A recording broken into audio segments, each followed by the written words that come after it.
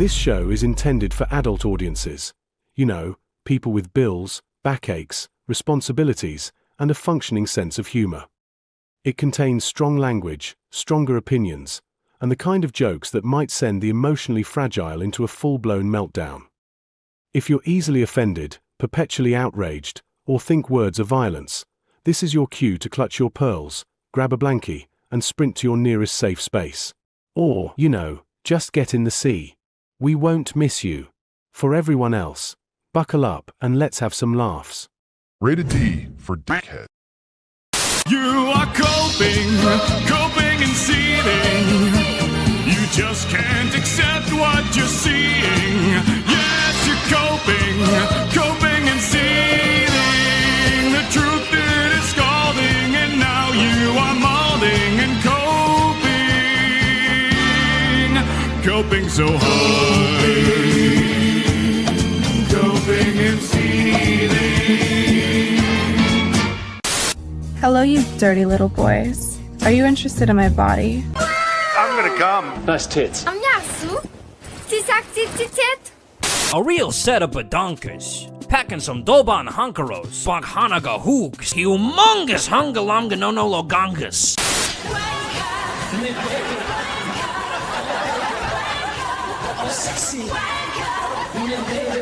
I want people in the industry to be a little bit louder about people being mean to other people, and maybe say it's not a good thing. I don't really care, Margaret.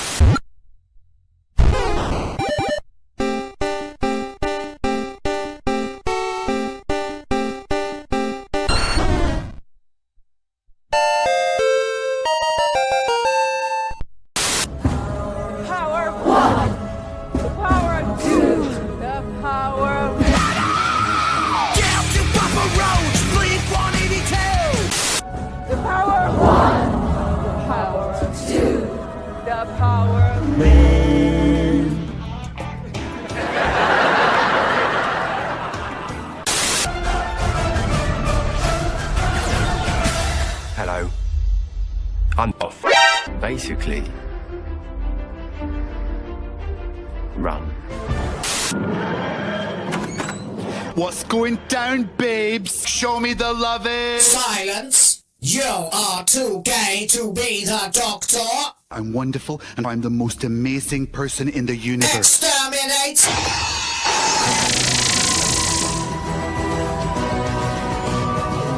Go have a coffee with your marketing team and just terrify them. With the possibility of what's going to happen if they don't give you what you want. But hey, that's just a theory. A theory. Demand presence at unsafe levels.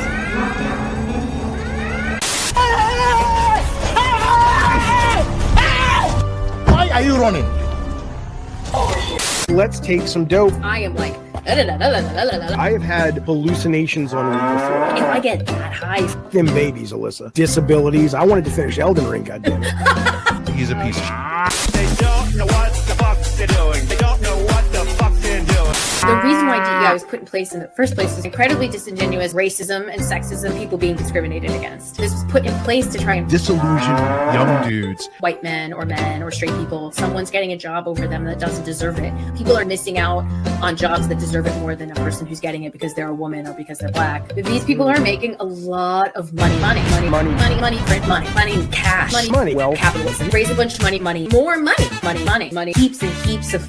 I'm afraid I've got some bad news. Bad news.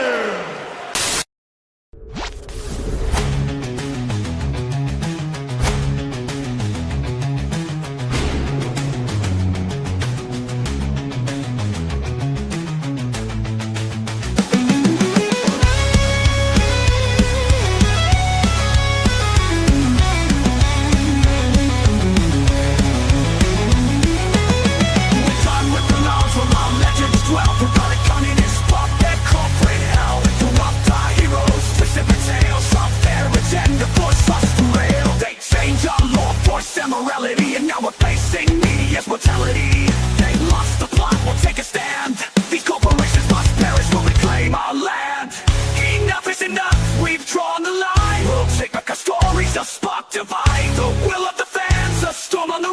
We won't be silenced by their hollow lies. Reclaim the legacy, break the chains. These companies must die for my world to remain. They can't take a passion.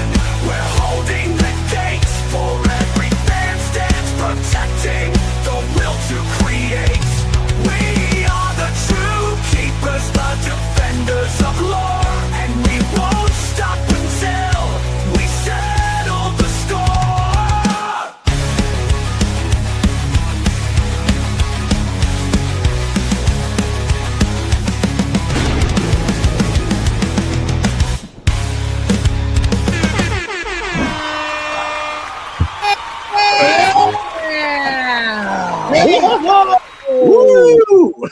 Ladies, gentlemen, and nothing in between. Hello once again, and welcome to a WTF Live, baby. I don't know why, but I can't stop doing weather playlist, even though it's been like 30 years, 5 years since anyone did a weather, you know. But I find myself inexorably drawn to it lately, and I'm just fucking digging it. So I'm bringing it back. There we go. Weather, everybody. Hope you're doing all right. And welcome once again to WTF Live. Hope you're doing well, mother lickers. Time to take out the trash, clean up all the latest and the not so greatest freshly squeezed out bullshit from pop culture and politics. That's enough air in my lungs. My name's Will, and you're watching Will of the Fans. Amazing coincidence there. I can't believe it happened, but hey, that's sometimes the way that the fates work. But today we got tons and tons and tons and tons to talk about. And so let's get into the business of helping the culture in the right direction. Operative word, right. And well, also a long way south too into libertarian, right? You know what? Fuck it. Anyway, there is a culture to fight for, and fight for it we shall. Before that, of course, I'm joined as always by problematic white guy K John, and of course Iris Rhoda. John, what's going on? Actually, not terribly too much. I had a nice, felt like a first day off in quite some time, like an actual day off. But I ended up just having like a really long conversation with Lilith after the Jackbox session. So I mean, like long. It was like 6 p.m. here, and I was like, all right, this has been like 9 hours. I've been sitting in this chair. I gotta go take care of a few things. So I did get my PS5 up and running. Evidently the HDMI cable came out from the back of the TV for some reason or whatever. But good news, I was able to actually get Where Winds Meet to install, and I started playing into that a little bit on the PS5 for free. Cool. You know, so I can do a little bit more research into it. To touch it yet. It's all right. I haven't really done too much with myself either. It's got a really good character editor for the facial models and stuff like that you can use. It's got quick time event press kind of stuff that you can do with it. It's actually tiered out to the level of I guess hints that you want to have on the screens, and it's fairly customizable in that regard. And you can set it up to where you can interact with other people that are playing the game online a little bit more. If you just want to do like a single player type experience, you can set that up right at the start. But I've really only just done kind of like the tutorial stuff and whatnot. And but it does run much better on the PS5 than the Steam Deck, I will say that. And other than that, I have Arc Raiders now, but I haven't had a chance to get into that just yet. But that was gifted to me. I haven't played that yet either. I've been too busy. Yeah, it was gifted to me on my Steam Deck, right? Right. So I love playing games, and I really want to have more time for them, and I will eventually get a better schedule together. But in the meantime, I've just been playing through the Final Fantasy series. Yeah. Final Fantasy 1, so now I'm on 2. Yeah, wherever he is, Mage's Guild will be very happy about that. Oh, that's all right. I'm not sure, what Thursday schedules are going to be, since it'll be Thanksgiving here, US wise, for streams. But I figured that'll kind of probably be a day that I might be able to do a little bit more with it. Because are you available on Thursday? Oh, of course. Right. Like, then the show will go on. You know? Yeah, exactly. This is what I have to be thankful for. I'm not sitting outside in the 30-degree weather where it's like you could just hear the wind crashing against the house right now. So, yeah. Poor John. So sad. Oh yeah, I'm so glad I have a roof over my head. That's right. That's right.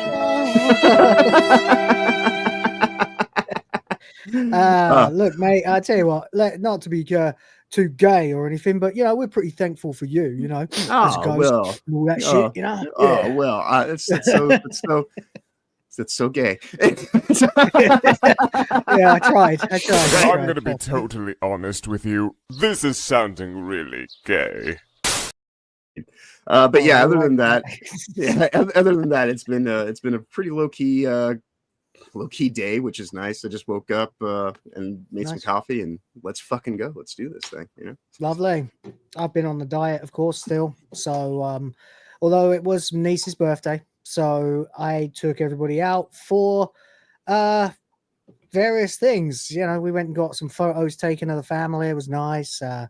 Treated them to dinner, and that was early dinner. It was like mid-afternoon. And then I let her watch some movies, and then she wanted to watch something she hadn't seen before. So I showed her Scott Pilgrim versus the World, and she went, "Whoa!" The whole time. She's 12, so it's that's still. I was like, that's the perfect thing for her to be watching. So right, apart from all the gay references in it, but fuck it. Yeah, she knows what that shit is already. I don't think there's a way you could live into the 21st century without knowing.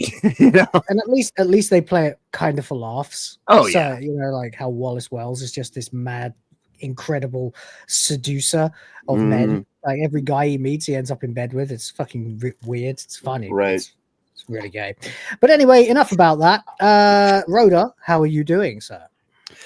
Yeah, pretty ordinary day until I finished work and then found out that some bastard had broken into my fuel tank and nicked my petrol. So yeah, this is what you live in a trailer park about that, a little bit stressed out about that. So. So I you'll have to dip for a little while. Managed to get my car home. Unfortunately, the petrol station is in the other direction to work. How did you get it home? Which is why I'm going to have to disappear in a bit. You had enough petrol left in it to get it home? Yeah. I suppose already in the engine, so it's not like you can siphon that back out. Yeah. Well, arseholes, isn't it? Yeah. I had 30 miles. I had 30 miles left in the tank. So I was planning on going and getting petrol as soon as I finished work, and then forgetting about it for a few weeks. Right. Right. No, got back in the car, 5 miles, had to look at the tank, and somebody's foreseeing a cap. That is fucking terrible, man. Yeah. So that's really that's really all that's been on my mind, to be perfectly honest. But yeah. Well, it would bother me too. I mean, you've got you're exposed. You don't know when it'll happen again. Right. The only possible solace you might be able to get is to imagine that it was some pathetic idiot like our Trailer Park Boys siphoning it with a tube and sucking it with his mouth. Right. And vomiting and trying desperately to steal someone's petrol. So maybe there's that, Hopefully it's a one-time occurrence. Yeah, I hope so. Otherwise, you need to park near some fucking CCTV or something. Right. Yeah. I was hoping, because you can't tell it's not CCTV because it's an ANPR camera, but I was hoping that because I was parked in front of that because it was by the loading bay, that might work, but apparently not. So I've sent a message to our group chat at work and say if we were on morning shift before we open, park next to the store and open the blinds straight away. Right. Yeah. So they know that they're being watched. Enough. But fair enough, yeah. Oh man, I mean, how many miles do you get to the gallon now in that? Because what I mean is, how expensive is petrol in the UK now? It costs me, because I live quite near work, just slightly too far to walk. Probably about 50 quid a month. Oh, right, that's not too bad. So yeah. Not because not hideous. I can fill up my car for less than that. Yeah. and then that lasts me a while. But then I also have the bike. The bike is so cheap to run, it's fucking crazy. So it's got a 5-liter tank on it. It's not much, but I can fill that for $3. Nice. It's fucking crazy. That's like 180 miles, you know. It's crazy. Philippines. Yeah, it's madness. But there you go. Anyway, I just was curious. Yeah. Fuck the UK and all that jazz, man. And yeah, what day and age is it where someone steals your fucking petrol? Seriously, it's like Trailer Park Boys. It's like you're living in Trailer Park Boys. Right. That or Mad Max. Yeah. Well, anyway, I guess there you go. We are here then, guys, to talk about various topics of the day. Although my phone keeps ringing and I'm getting confused. Who the fuck is calling me at this time of night from a fucking local number, which is interesting. So I don't know. But in any case, we are here to talk to you for the next 2 or 3 hours, probably, about the old culture war and all that shit, you know, all that jazz. A bit of gaming news, a little bit.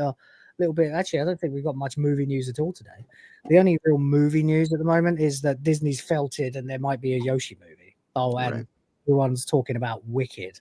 But the only thing I'm interested in regarding Wicked is the meltdown of the cast, and they've both gone into hiding now. So that's the end of that, I suppose.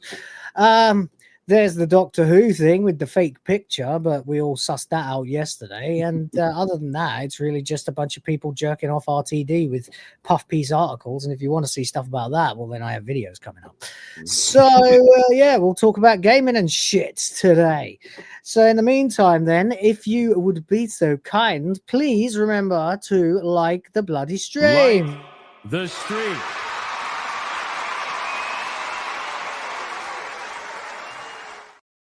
Share the stream. That's right. Share the bloody stream too. That's right. And of course, if you really want to help, then you can furiously click the love button.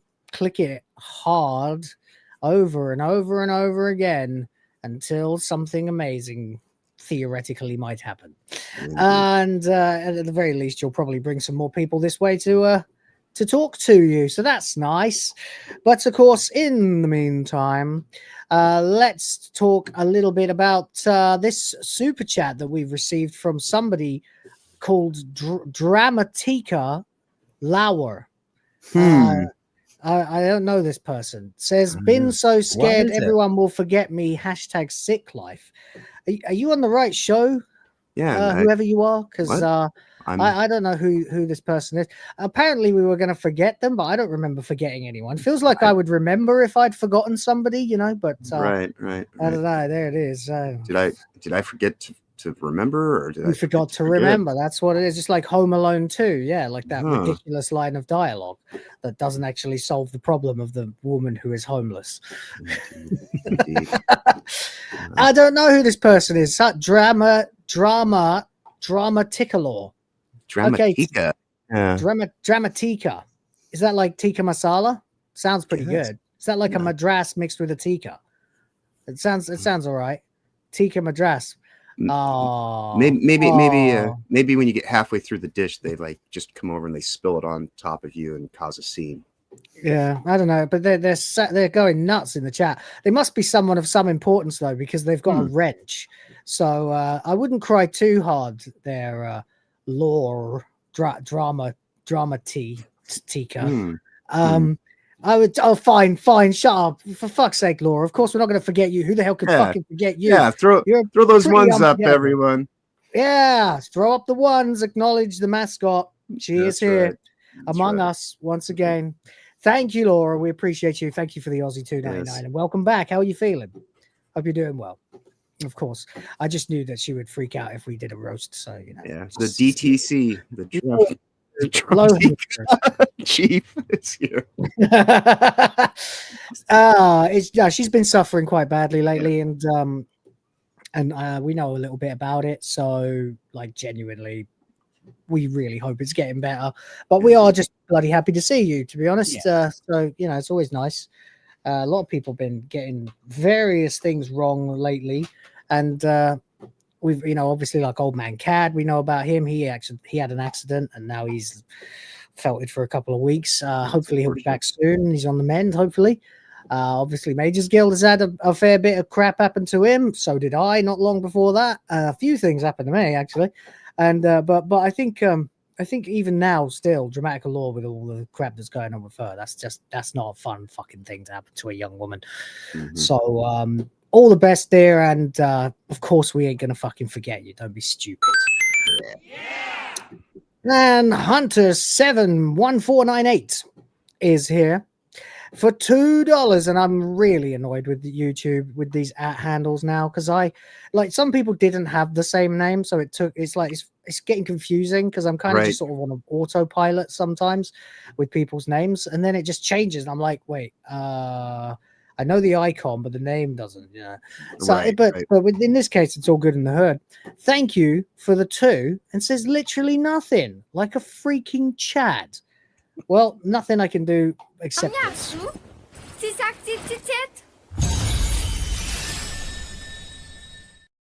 That was a nice 2 right there.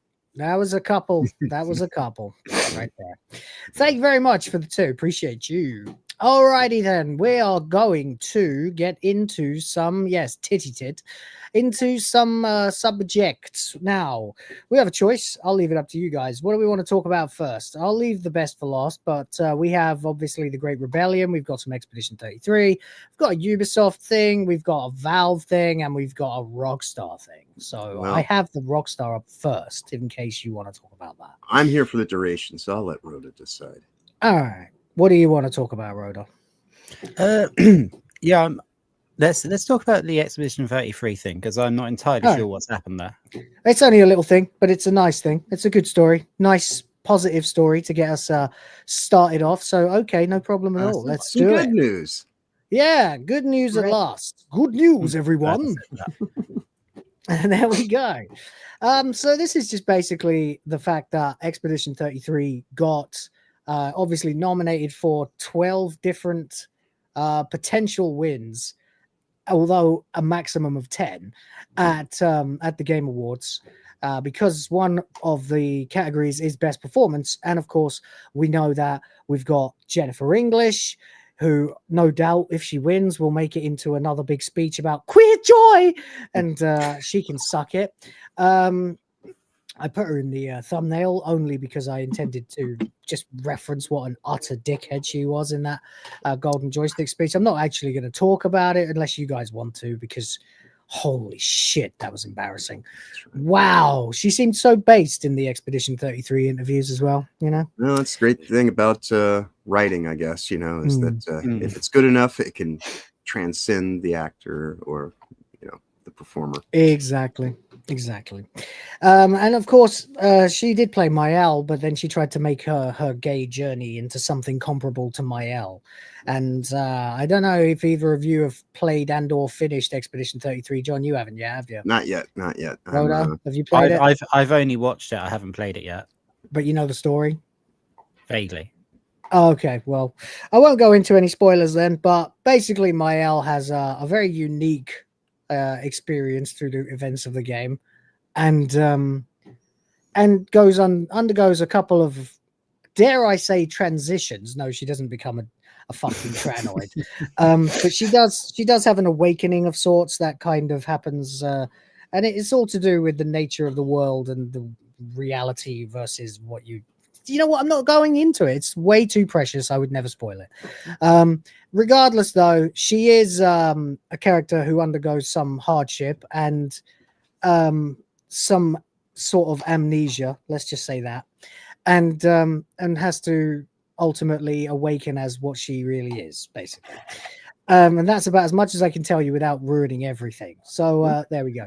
And so obviously then Jennifer English decided that she was going to compare that to deciding to eat pussy as a woman. And personally, I think that was one of the stupidest things that she could possibly have ever done, because A, we don't need to know about your fucking sex life, dear. And B, nobody fucking cares. Like, literally no one fucking cares. Brace yourselves if you've got earphones.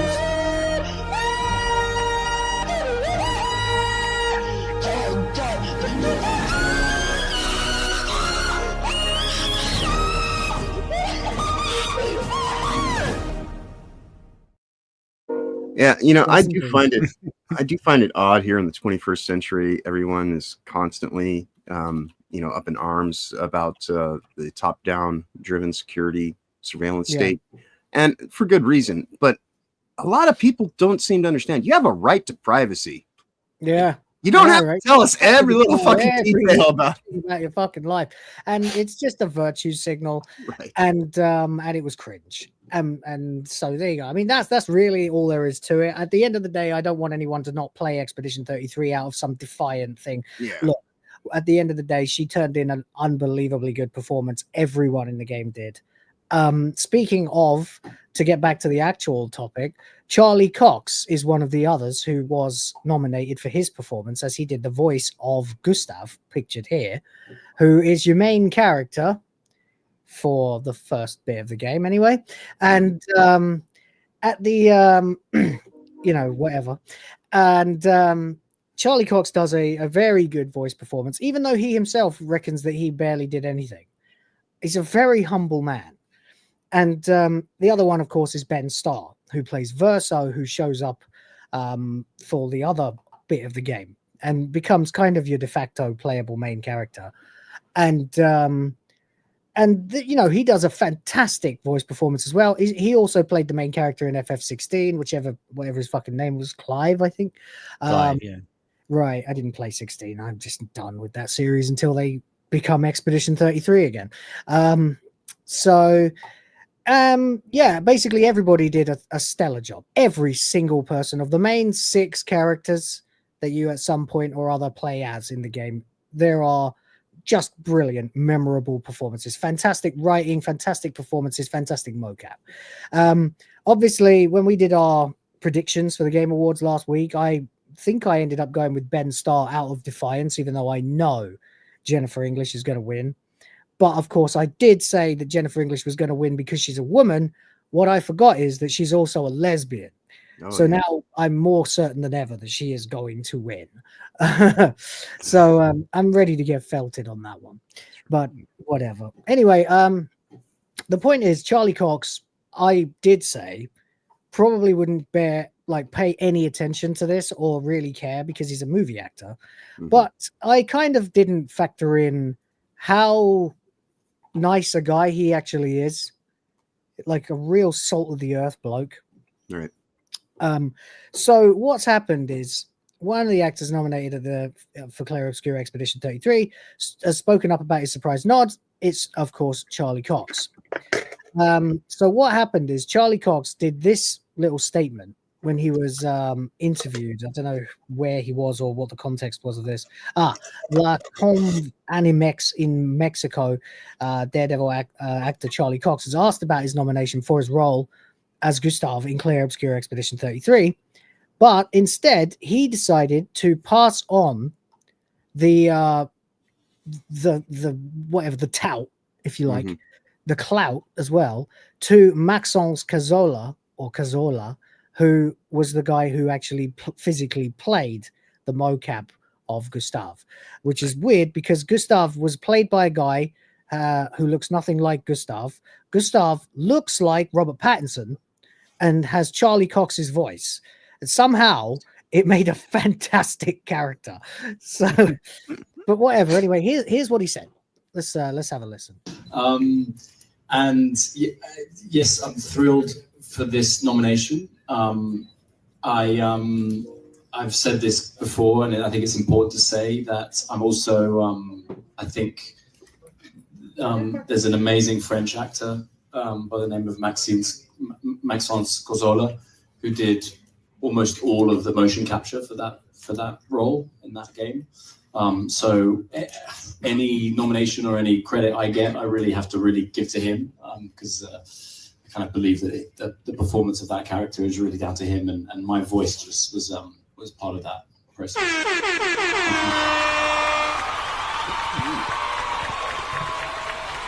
Nice. Absolutely, what a gentleman. What a salt of the earth, down to earth geezer to pass it on just like that. Now, obviously, Charlie Cox is primarily a film actor, film and TV. you know, obviously playing Daredevil and stuff. I think his star is rising, if anything. Although I got a bad feeling he's going to turn into another Henry Cavill one of these days, where every time he turns around, another door gets closed in his face. Right. But and I think the reason for that is because, like Henry Cavill, he is so fucking down to earth and likable, an affable chum, you know. But what a gent, you know, to say that he doesn't deserve the credit, that all he did was a voice. Now, you could argue that might be throwing voice acting under the bus a little bit, that he doesn't seem to pay it that much mind, but I don't think that's the case at all. I think it is just literally that he saw the performance, the physical performance of the mocap. And then, to be honest, Gustav works so well as a character because you buy that this is a real person who moves like this as he talks like that, you know? Yeah. As do I, you, or anybody else on the planet, you know? Yeah. And that's a blurring of really wonderful acting, you know. Right. Well, I can see too how you know, especially for games that, you know, aside from the problems that happen with localization and whatnot, and the writing, in terms of the voice acting, that can change from region to region. However, the actual, you know, movements and things like that kind of, you know, settle the character into the world, that's all the one guy. So I guess I can kind of see, you know, yeah. But either way, it is a nice considerate thing to do. Absolutely. I mean, I think Maxence was the voice actor as well for Gustave. Obviously, the game is French, so was recorded originally in French. And I think that very much is the case. So he would have done, you know, a kind of like a Troy Baker playing Joel mocap in Last of Us 1. Right. You know, just played the role completely.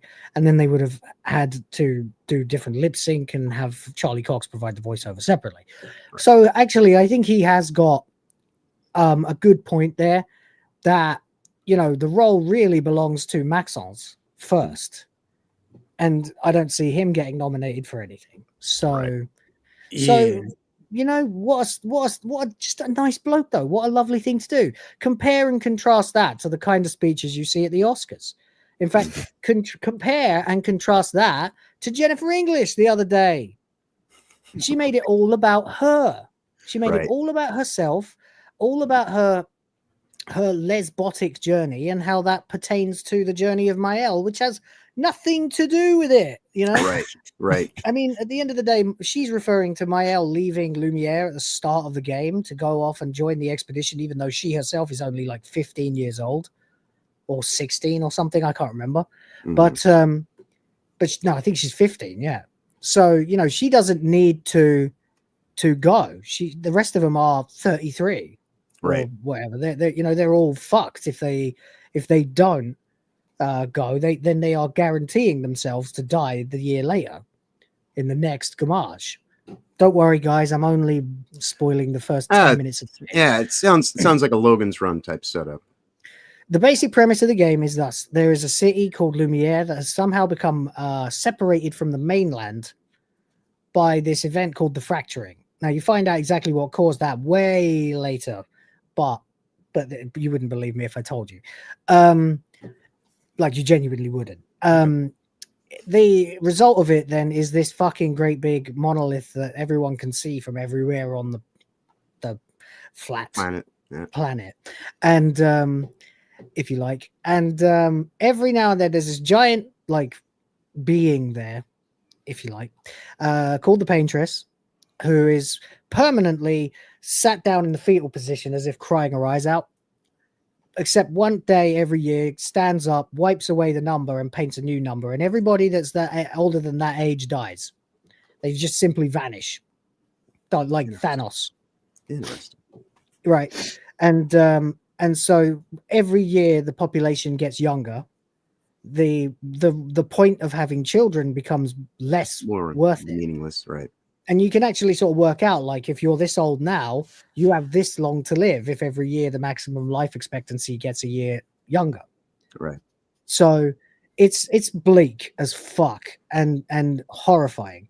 What's worse is when you find out the reality behind all of it, you may end up deciding a couple of things that you would definitely not have decided to do when you see the beginning of the game.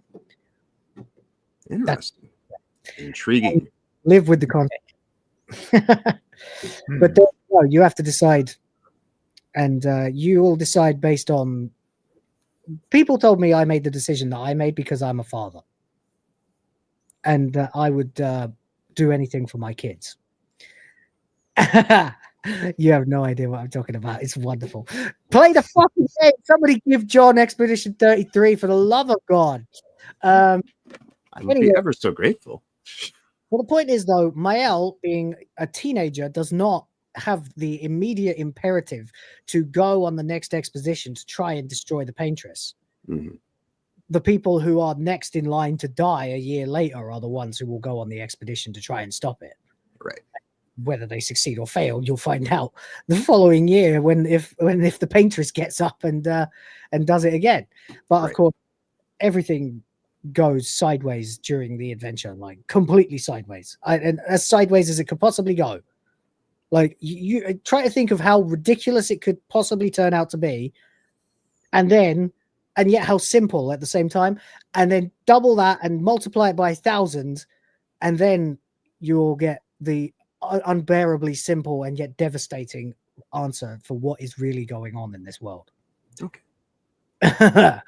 But Mael goes through a massive transition as part of that. She is, of course, in some way responsive to it. But in the case of Jennifer English, she is just simply talking about a girl going on a death-defying mission. She didn't even have like the mental acuity to compare it to the much, much, much bigger thing that happens to Mael in like Act 2, Act 3. So she doesn't really understand the character.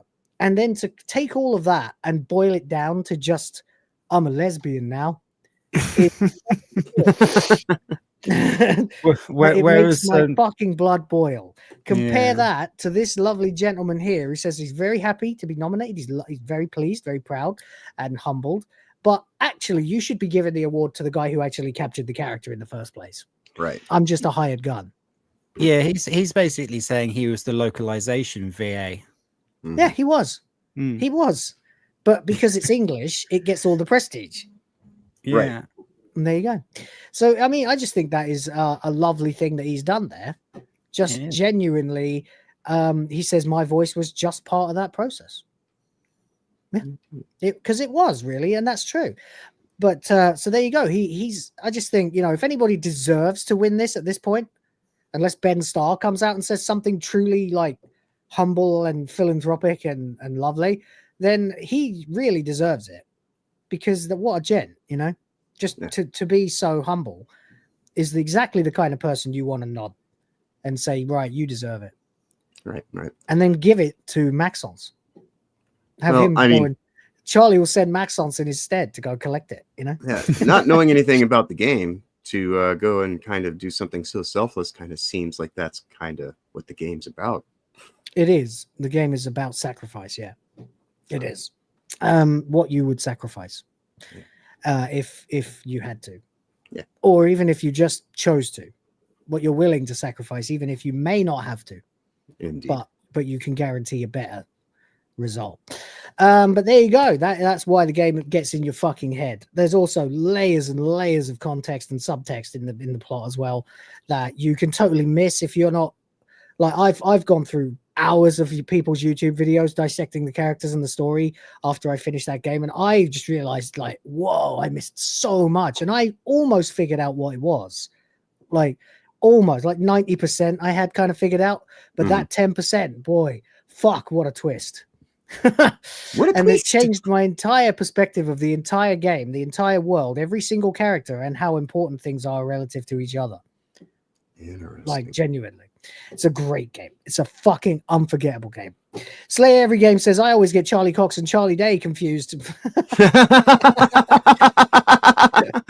One is a wild card, the other's a wild card, bitches. That's right. Oh mate, I gotta watch more Sunny. It's been a while. Indeed. It's been a while. Just when he's in that car and he's he didn't say Charlie Brown. Yeah, that'd be worse. Yeah, or Charlie Manson. But there we go. Anyway, anything else you guys want to say about this? I think it's just an example of what we need to see in the industry. Oh yeah, no, it's definitely something that's far more uplifting than hearing about queer joy. So yeah, that it's so superficial and vacuous. Queer joy. She said, "I'd like to thank Queer Joy." Yeah, she said, unless that's her girlfriend's name, right? No, it's not. No, her girlfriend's a screamer. Right. Yeah, They I scream just together I sometimes. it is interesting with these award shows where they use it as a pulpit to go on about whatever the fuck's in their head about their own interpersonal idiosyncrasies and whatnot. Just talk about like an anecdotal story about your time on the set, or just how the character means to you, the writing, the role, the like, job.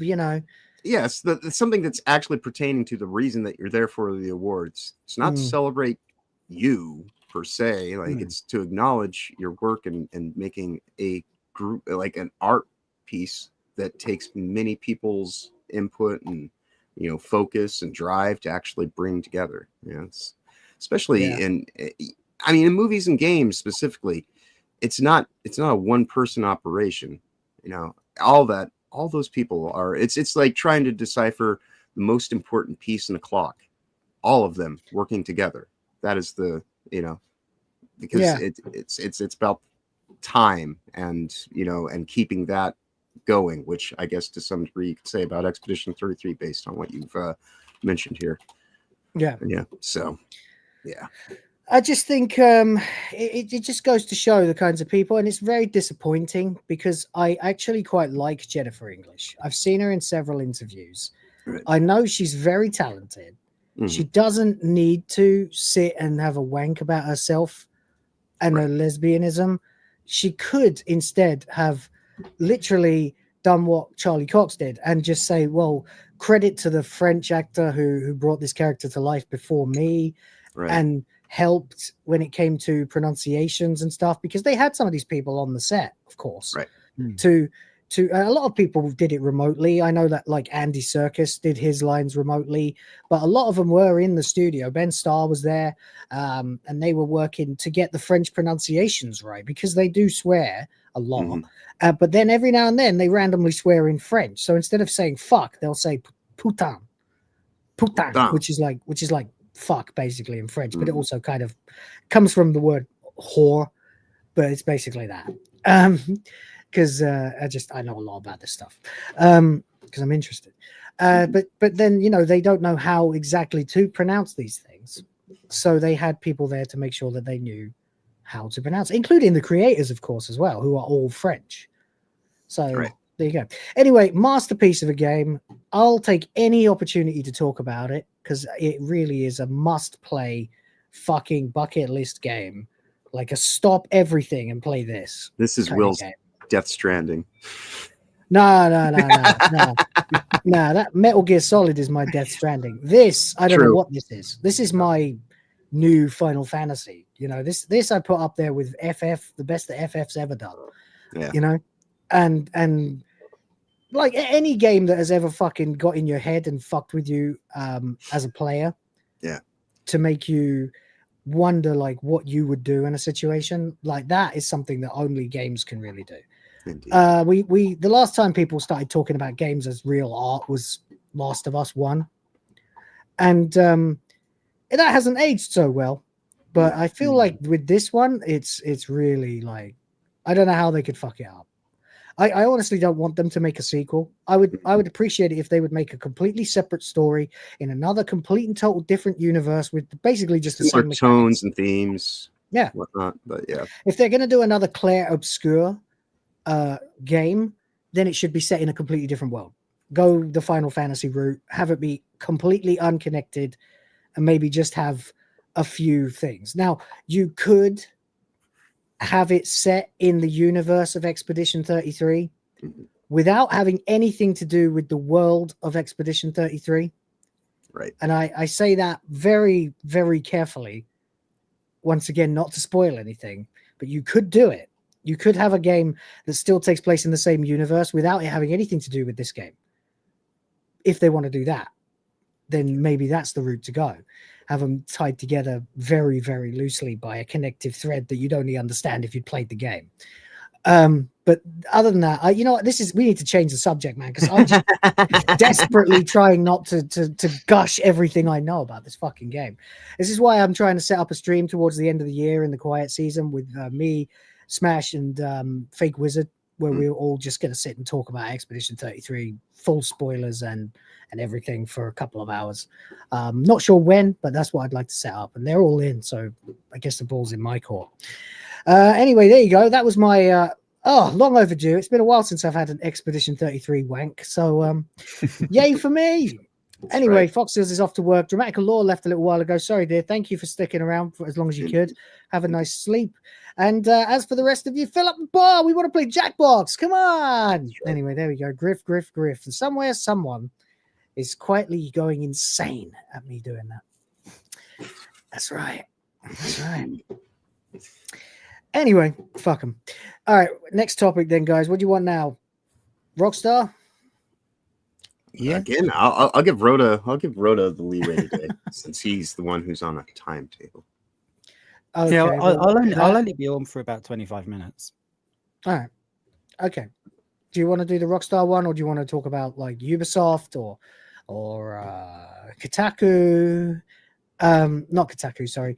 This is just Kotaku in action, the thread. It's about Switch and Great Rebellion, which is something I don't know a lot about.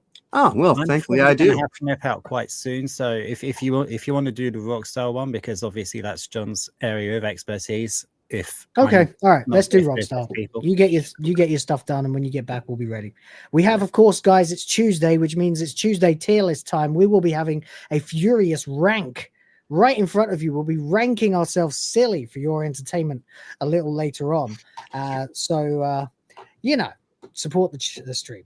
Anyway, all right then, let's do this. So, what was it? Nearly a month ago now that Rockstar fired 34 employees. Suddenly out of the blue, and of course all of your journo filth decided to jump on it and go, oh, it's because they were trying to unionize, they're trying to take away workers' rights. Oh, where's Zoran Mamdani? Maybe he can come and say something about this, and then go and beg Trump for forgiveness and get completely humiliated. Kuki Kaiju is hold on for a moment. Kuki Kaiju sent me a friend request, and then 5 minutes later I am now able to play Expedition 33. Thank you ever so much. That is beyond kind. Thank you. I will.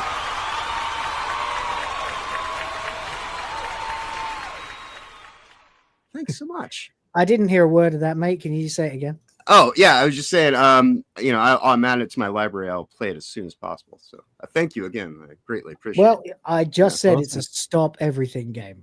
Yeah. So, in between whatever you are doing, I really need you to play this game, and then you can talk to me about it. And we will have some conversations. All right. Now, Rhoda needs.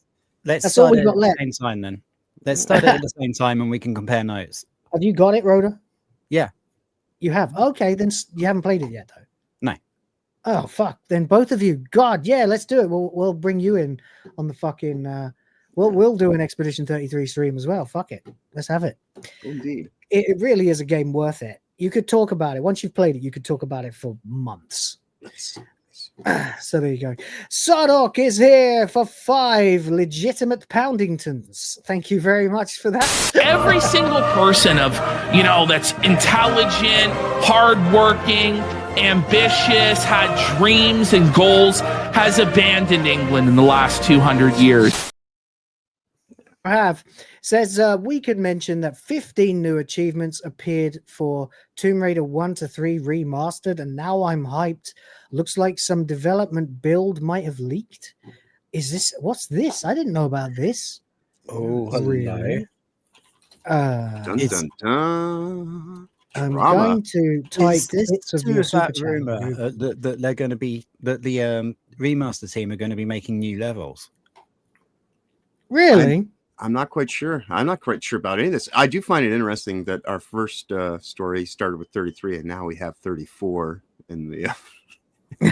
That's funny. Yeah. Damn, I got to find a headline with 35 in it. Right. No luck. But there we go. That's cool. So someone spotted 15 new achievements. Really? I'm gonna fucking. You know what? Hang on. 15 new achievements for Grand Theft Auto, or no, for I'm trying to Tomb Raider find- 1 to 3 remaster. So the 1 to 3 remaster.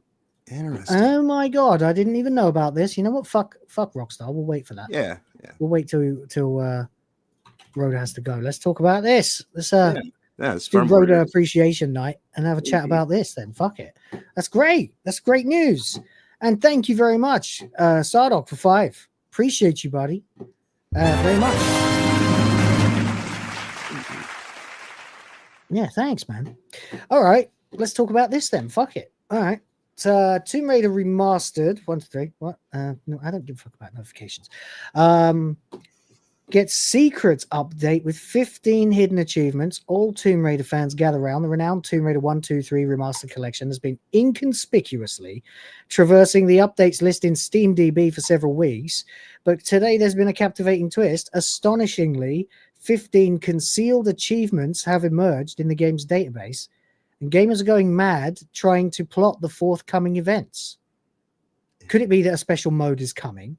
For indeed, this is the question everyone is asking since the Twitter account Kuba Codex exposed the discovery that was also retweeted by Infinity Tomb Raider. The gaming community instantly started to speculate what these silent accomplishments could mean for the cherished retro trilogy. So we can't see what they are yet. Is that right? Right. They just know that the placeholders are there. Because, with Steam, the way that they have achievements set up, anything that is narrative based or anything like that, they usually try to keep those hidden away. It's just like the collection stuff and things like that, it will say collected this many things, what the hell ever. And I would imagine even if it weren't stuff that is connected to the narrative, if it's since still just in the database phase, they can probably just see the meta tag entry. Right. It's like a reference note. So yeah, we wouldn't know until it actually gets released fully. So it says here, it doesn't have the details of what they are, but apparently the achievement count has increased from 269, nice, to 284. Less nice, but thanks for more. Apparently, yeah. Players are speculating, but we don't know what they are, apparently. Infinity Tomb Raider did tweet about it. Let's have a look. Hold on. Let's get this open here. All right. The new achievements are visible on Steam. The number of achievements has increased from 269 to 284. There's a possibility that this update will be dropping today. Still to be confirmed. Possible answers in the next few minutes or hours. Okay, when was that? Oh, literally, this is just happening right now. Okay, great. So, okay. You've got TRXCR. Tomb Raider Expert, I suppose, maybe, or something like that. Yeah. Or Extreme. What's CR? I mean, I know that's the word for the toilet. Completion run, or I don't know. Sardok's saying no idea what CR is, but maybe a level code name. That's interesting. Yeah. Hey, Catzilla, thanks for the $2. Says gift WTF and Steam. Hell yeah, buddy. Wow. There we go. Hold on. 1 second. Did you gift something to me on Steam? Is that what you're saying? All right. So this first one says complete a level on CR. Oh. Complete a CR 10 level in a wetsuit without entering water. All right. So completionist run, maybe? It might be, yeah. Complete level 10 in a wetsuit without entering water. Oh, yeah. It's got to be like challenge run or something. Or, challenge mode. Yeah, something. It's got to be challenge mode, hasn't it?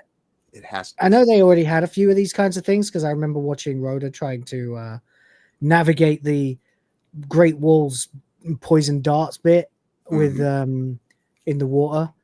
That was fun. God, what a pain in the ass that was. Not that I'm saying about you, but that's just what a nasty challenge, you know. Yeah. You've literally got to. You're not allowed to sidle along the wall either. You're not allowed to grip and hang like you're supposed to. You have to go through the water, and not get hit once by a dart. So pretty brutal. What was worse is when you made it to the other side and the event, achievement didn't trigger. Fucking felt it. But anyway, Catzilla has gifted me Final Fantasy Type 0 HD. Thank you very much. I've never played it. I don't really know anything about it. So thank you very much for that. I put it on my wish list just because I figured, fuck it, put a punt in it. But there you go. Now I can play it. Thank you very much. We'll have a look. Cheers, Catzilla. You're a bloody legend. Yeah, I know we don't normally do this for things for other than the bar, but we've had like 2 game gifties. Is there any way we can give these people something for better? Oh yeah, we'll try and figure out something. Yeah. Something. Maybe later on we'll Indeed. We've got to utilize Rhoda's time. Yeah. All right. Anyway, thank you very much, Catzilla. Appreciate it. And yeah, CR, it's got to be challenge run, hasn't it? It's got to be, because these sound. Wait, complete a level on CR 25. Right. That's why I'm wondering, like, what's the exact name of the remaster edition? Is it just Tomb Raider 1 through 3? Tomb Raider 1 to 3 remastered. Yeah. Yeah, that's all it's called. Yeah. Interesting. What is CR? That's now we have a new mystery. Yeah. Someone else is saying on Reddit that it probably stands for challenge run. Yeah. Because they're all challenge related. Right. They're all are challenge based kind of things. Yeah, which is what I was just saying, that once we know what they are, unless they're specific to like this happens because of this, but challenge. Now, of course, it's also French, so it could be CR in French and then be translated to something else. But this is interesting. Complete a level on CR 30 without any outfit bonuses. I don't remember anything about outfit bonuses in the original Tomb Raider 1 to 3. Maybe that's something else that'll be included in this. It sounds like that, like, you know, you get like environmental gear. Yeah, they're making like or you get different costumes for her. Right. So the original part of the remaster was let's just update the graphics and leave it as it is. Yeah. And now this seems to be, which is really quite a nice thing to do if you are going to do a remaster update kind of thing. You want to make it stand apart from the originals. This is wise. This can really go along with. Because I remember in the beginning of Tomb Raider 2, does she have a jacket on, or is that later in the original?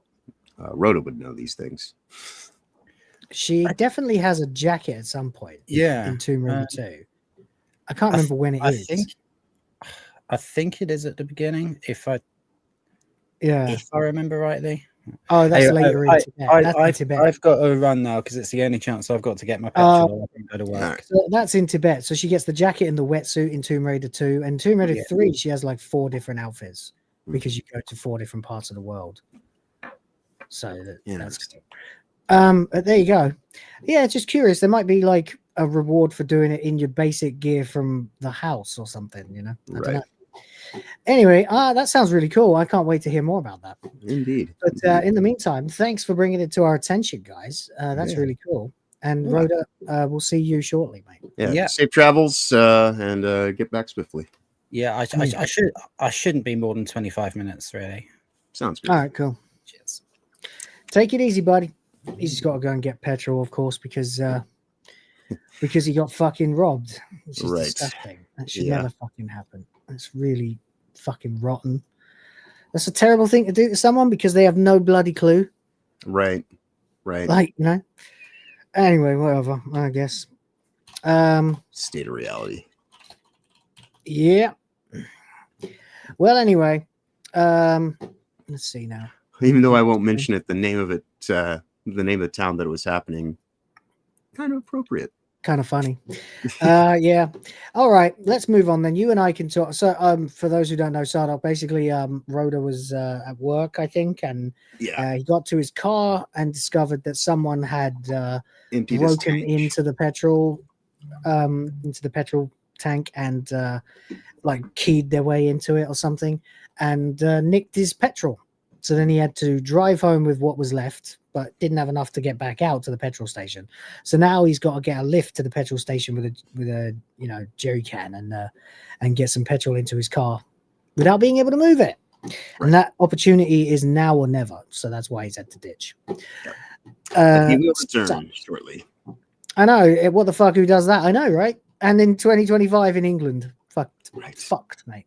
Absolutely fucked. But there we go. Anyway, I guess that's the way it goes. Sucks. But, he'll have to be a little more careful where he parks, I suppose. I don't fucking know. I haven't been there for 6 years. I couldn't tell you. So anyway, we can move on to another topic as we proceed, guys. Yeah, we would like to play Jackbox as well soon. Again, we played last night. That was fun. Indeed. It was a good game. Yeah, we found a new mode, everyone, or an extended mode that gives us more time to draw in Champed Up, and I'm hoping they have that in game changer. Pardon the pun. Yeah, true story. It gives you 30 seconds extra to draw, and that just makes all the fucking difference. Right. So that's really cool. And there we go. But if you'd like to play, please fill up the blue bar. Appreciate you. Or boobies for the red, In the meantime, then, let's have a look at the Rockstar story, because you're here and you're a Rockstar guy. And talk then about this. Leaked Discord messages are now revealing why Rockstar fired 34 employees. So, were they just trying to crack down on unionization? Or is it the fact that they were discussing fucking private company matters in a public or in a third-party platform? Yeah, exactly, on a non-approved platform, or a non-approved server. Yeah. So the Rockstar Games employee dismissals have dominated gaming headlines for several weeks. That's a complete fucking fabrication. They have been relevant for a month. What are you talking about? No one's talked about this since I last did. Now a new report has revealed the Discord messages that are believed to have led to the termination of 34 Rockstar Games workers. Insider Gaming reported back in October about GTA 6 workers allegedly being fired to prevent union from forming. Mm-hmm. Well, fuck them and the union anyway, because unions are the death of companies. But of course, Rockstar are fucking dirty bastards as well. So I don't know who's the bad guy here. All I know is unions have fucked up a lot of things. Right. Since then, Rockstar Games has claimed that the fired employees were leaking information. There have been protests since, and the company has since been hit with legal action over the firings. But now a new development has seemingly uncovered the actual Discord messages at the root of everything. And I bet it has absolutely fuck all to do with anyone's talk about unionization or anything like that. As kind of disgusting as that, may be to Rockstar, I was fairly certain even then that because they were probably, even if they were disclosing to each other, well, this is how much I get paid, or this or that, that's a no. You don't do that shit. No, their NDAs, technically the stuff I did, allegedly, and which is why I never mentioned my friend's name or anything like that. Yeah. Technically, what my involvement of just talking to him and him just taking notes, because he couldn't stop me. I knew where he worked, and I was just like, well, you do it with this what you want, but this is what I would do. Right. Technically, that in and of itself, it would almost be a discretion if he had ever actually responded to me in any kind of legitimate way that was written or anything like that. 'Cause can't stop me from talking, but he never told me about any of the internal process or anything like that. But I just said, hey, if you want my advice on what I would do. But yeah, their NDAs are so locked down that it could be just about anything, and they would have cause. Right. Okay. Fair enough. So let's have a look then. Rockstar Games allegedly accessed Union Discord server. Okay. People Make Games released an eye-opening video on November the 24th titled "The Messages Rockstar Saw Before Firing 34 Union Members." Okay. The reporter claims they have since spoken to a Rockstar insider who has shared screenshots with People Made Games of what they believe to be the messages sent just a few weeks ago on that Discord server, which directly contributed to the firings of these 34 former employees. We also know how Rockstar got hold of these messages as well. Okay. Interesting. Right. What's this? We're looking to formulate a collective open letter response to management's decision to ban Joy. What? To ban Joy / remove missed channels. And there's been some excellent points made over the past couple of days. If you feel particularly strong, blah, blah, blah. So fuck off, bollocks. Ban Joy? What? That sounds like some pure DEI stuff. Yeah. That's some cringe. Indeed. All right.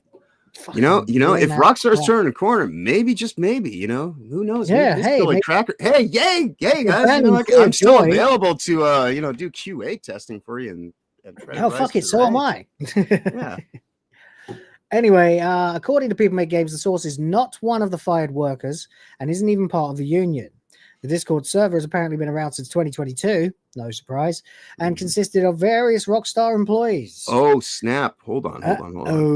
Oh, yeah, because if the source is not one of the fired workers, if they had other people in there, especially that because that in itself, that is, if this is a third-party Discord server and it's comprised of people in the company, but then also outside people as well, then that is a breach of the NDA specifically. Big time, yeah. Huge. Everybody's going to have an NDA, especially if you're working on the world's most anticipated game. Right.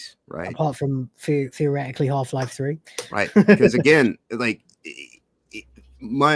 as I was saying, my friend, he would never tell us, he would never type to me anything about anything. He would never say to me anything, and especially any kind of way that had a metadata track to it. So right, yeah, of course, Jesus. Anything that could be easily traced like that. Right, they'd have to be real fucking snot brains to make a mistake like that, if that's what they did. Well, considering the people they've been hiring for the last 5 years plus. Yeah, woke tards. Yeah. There's a reason we call them woke tards, not woke geniuses. Right. The reporter's source claims, quote, they couldn't recall a single example of any confidential game details being shared. Okay. It said that the beginning of October 2025 saw Rockstar Games revise its policies pertaining to the company's Slack. Yeah, obviously, messaging. We know what Slack is. Come on. It's basically a better version of Microsoft Teams. Right. Mr. Sardock, hello, for £2, legit, says, we got GTA 6 before we got Half-Life 3. Well, not yet. You never know. Pigs might fly. Who fucking knows? But in any case, thanks very much for the 2. And it is kind of becoming a bit of a race now, isn't it? Like, even though there is no such thing as Half-Life 3, allegedly. But imagine if they dropped it. Imagine if they shadow dropped it the day before GTA came out. Oh, indeed. And in case anybody's interested, Toasty is evidently she's watching some gay joy right now. She's over in the movie theater looking at Wicked, it seems. All right. Yeah. As I understand it, the movie is lopsided. As in, it would be better if it didn't try to crowbar the Wizard of Oz into it. Right. But apparently it does. Apparently you get from their perspective the events of Wizard of Oz. Oh, Jesus. That is probably the worst thing. Thing. One thing that I do think is apparently quite cool about Wicked, just while we're on the tangent, is apparently every time that Dorothy and her crew rock up into a scene,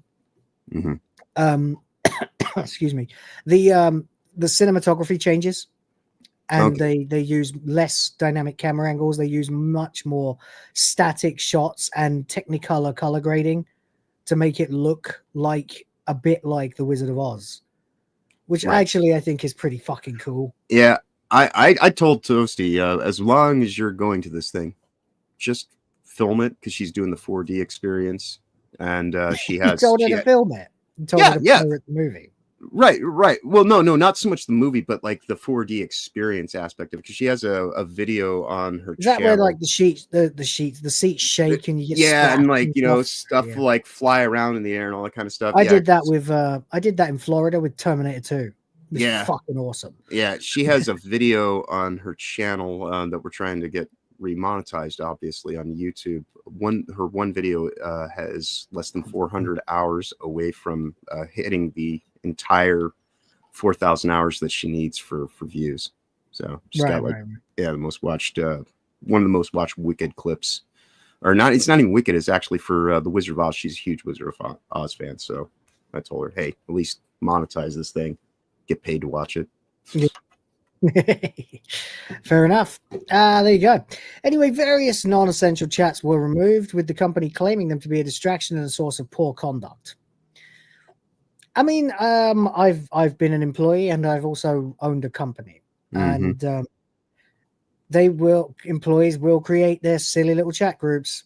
Yeah, and they do waste fucking company time. Yeah, timestamps in a non-secure server and things like that. Yeah, there's all sorts of they can sit here and say, oh, it's all about the union stuff, but they can quite literally just be like, well, you signed contracts that said you were going to do this, and this, and you're here for company time. If you're going outside of the bounds of what is allowable when you are under contract, and when you're there for your contracted hours, you're beholden to the contract that you signed. And the NDA is quite clear, so yeah. Oh, there you go. They're pretty fucked legally, I would say. Yeah. So, fired Rockstar employee says, I would really like to see the evidence for them being too much of a productivity hit. I can't imagine it being worth the absolute dumpster fire this will be for morale. Another fired Rockstar employee says, did they show examples of misbehaving, or is this all finger pointing without anything specific? Oh, man. Yeah, They must have had. Look, I'm not trying necessarily here to just be the devil's advocate, but they might have had a reason. They can see much more than their employees can. I've run these kinds of things. I've had Slack. We can see the shit that's going on. Right, but again, this is one of those things where if you're going to have a third-party server network, and you're going to talk about things that involve company issues. If you're doing that on company time, especially, then yeah, that's disparagement and all. There's all sorts of kind of code of conduct rules that this could fall under. And everyone knows I really have no love lost for Rockstar these days. But I do know that they are quite tight-shipped about how they run all of their stuff. And if there is even one person who was on this in this Discord server that is not 100% affiliated with Rockstar, that in of itself would be a reason to just be like, you're all fired. Yeah, it's all it would take. Yeah, it doesn't take much. We'll see. Anyway, the Slack purge did not go down well. The union Discord server discussed these changes. This is obviously what we're looking at here is from the Discord, because they can't be discussing it on the Slack. Right. With one individual saying, I would really like to see the evidence, blah, blah, blah. Yeah. It's alleged that Rockstar's Slack revision email was sent out after 5 p.m. and employees can't check their emails outside work. And a second email about guidelines and conduct was also pushed. The emails were shared by people still in the office on Discord to inform other colleagues who hadn't seen them yet. Right. Okay. So they were trying to circumvent security protocols is what it sounds like, which in and of itself is a violation of the NDAs. Because if they're saying you have to use the corporate approved Slack channel for conversations, and they're sitting here trying to go outside of those bounds, which is basically what I was just saying, yeah, then they are specifically in violation of the NDA contract parameters. Yeah. So, I mean, the thing is, right, and, you can call me biased if you want, because I know the kinds of people that are working at Rockstar. But I don't really give a shit about what they think. At the end of the day, if people work for Rockstar, they have to go by the terms. If they Right. decide to change the terms, then those are the terms. Yeah. The new terms apply to you. You are an employee. Yeah, you are Sign the contract. Yeah, That's it. you are liable to the terms of the contract, not entitled to a job No. indefinitely. No. So we got someone here bitching and saying, not a single person should ever be putting a single extra hour into the workday. Okay. Someone else says, again, feels like the nuclear option. Someone else says, they never get evidence for this sort of thing. And yeah, there have definitely been times when people have acted unprofessionally in those channels, but it's ridiculous. They don't just talk to those individuals. This is part of the reason why hiring all the wokies over the course of these last few years has been It's going to fucking detriment. felt these companies. Yeah. Right. Because there's this whole thing, like game devs used to thrive on the idea that, crunch, as unbearable as it is, was kind of the measure of who It was you also a were. badge of honor. Yeah. Right. I sank hundreds and hundreds more hours than I needed to into this Yeah. project. And Yeah. My friend, he easily put in at least like 80, 100 hours a week at times. Yeah. If not more. It was insane the amount of time that he spent doing stuff. That's just like 100 hours a week out of 168 hours a week. Right. That's not even enough. Well, it's just barely enough for you to get 8 hours sleep a night Mhm. if you sleep at your desk. Right. And then maybe have some lunch. Right. But anyway, another one said, wasn't the reason to be back in the office was to generate sense of community? Feels like it's community on their terms right now. Yes, it is. Yes, that's exactly right. People are Correct. pissing and moaning about not having remote work. Dude, I know, yeah. I remember, again, this is, my friend, he was annoyed about having to do the remote work and how much more complexity it added into it, and how it just kind of, part of the reason that we're seeing the drag on the development of GTA specifically is because of the, COVID protocol initiatives and things like that. It takes a long time to do your database updates and all this kind of stuff, and you have to make sure that everybody has specific kind of access revision. It's needlessly just, and they have what, a $17 million a day burn rate, if I remember correctly. So that just adds into those cost resources, and it's undue at this point in time, unnecessary added expense. So why would they continue to do it, especially 5 years on from all this bullshit? Indeed. So I mean, yes, here you've got bitching about first of all, right? Mm-hmm. The more I read of these people, the more I dislike them. Mm-hmm. So what we've got here is these seem like people who have their DEI certifications. Someone's saying that basically the responsibility of going in with a fine-tooth comb and isolating the exact individuals who acted unprofessionally is the burden of management. No, I'm afraid not. That isn't. Well, it's quite easy. You just look for who are the employees in this. It doesn't have to even be a fine-tooth comb. They just have to find one violation, and if you're a part of it, then you're an accessory to exactly breaking NDAs. Pretty straightforward, like and or just talking shit about the company, right? And they legitimately have a department specifically for that, which is why you're supposed to use the approved Slack channel. Yep, but you don't. Then we've got bitching about having to do remote work, or not having to do non-remote work, which of course is a leftoid fucking stupid thing that they do. And then of course we've got at the end, this line here feels like it's community on their terms right now. Yes. Yeah. It's their company. Right. And you work for them. You have signed a contract that no doubt states, you've got an NDA. That means non-disclosure and non-disparagement, by the way, either to other employees or outside. Right. Right. So no dissent. Yeah, of course. Why would you not have that? Then you've got probably a contract that has in there management reserves the right to change the terms of this contract at any time. Right. With it, or at least the policies that the contract makes you. What's the word? Their legal department has to have that shit on lockdown in terms of. You are beholden to the contract, and the legal team that Rockstar has. When you sign that NDA, it's one of those things where airtight. Completely. Absolutely. So this led to one member of the Discord approaching studio management to express concerns about the discussions taking place, the report adds.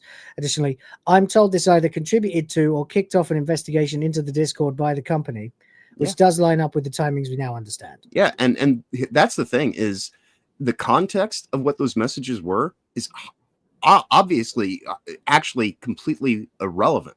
The fact that it was even done in of itself is the violation of the NDA. The context is immaterial. So it sounds like someone ratted them out.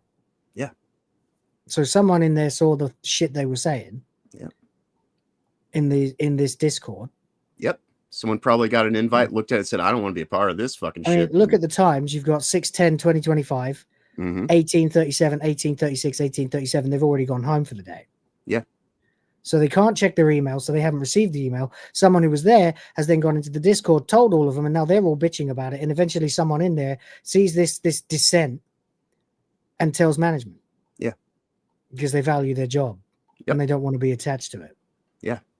Now that's a rat one way or another, but it's also, in this case, you know, if you're surrounded by a bunch of malcontent, ingrate bastards, then, you know, which it starts to sound like it is when they're bitching about having to work in the office and stuff like that. This isn't like they're hard done by. They get to go home at 5. Right. You know, they get to go home at 5 and complain that they have to work in the office at all. Sounds like they've got a pretty good deal. Yeah. They're sitting there bitching and moaning about this. It's no wonder that someone said, you know what, I don't want to be attached to this. Fuck it. I'm going to go tell the damn management. They don't have a dress code or anything like that. They've got plenty they get to wear of whatever they amenities want. on site. You know, it's honestly, in many ways, other than your commute time, is a far better work scenario than just rolling out of bed and being like, oh, I'm going to do this, you know, and have to wait for the back and forth updates and the server to, you know, just populate all the changes and sync everything in. Yeah. Indeed. By the way, St. Hugo's gifted a membership. Hello, thank you. Appreciate you. One for the Griff Force. One for the Griff Force.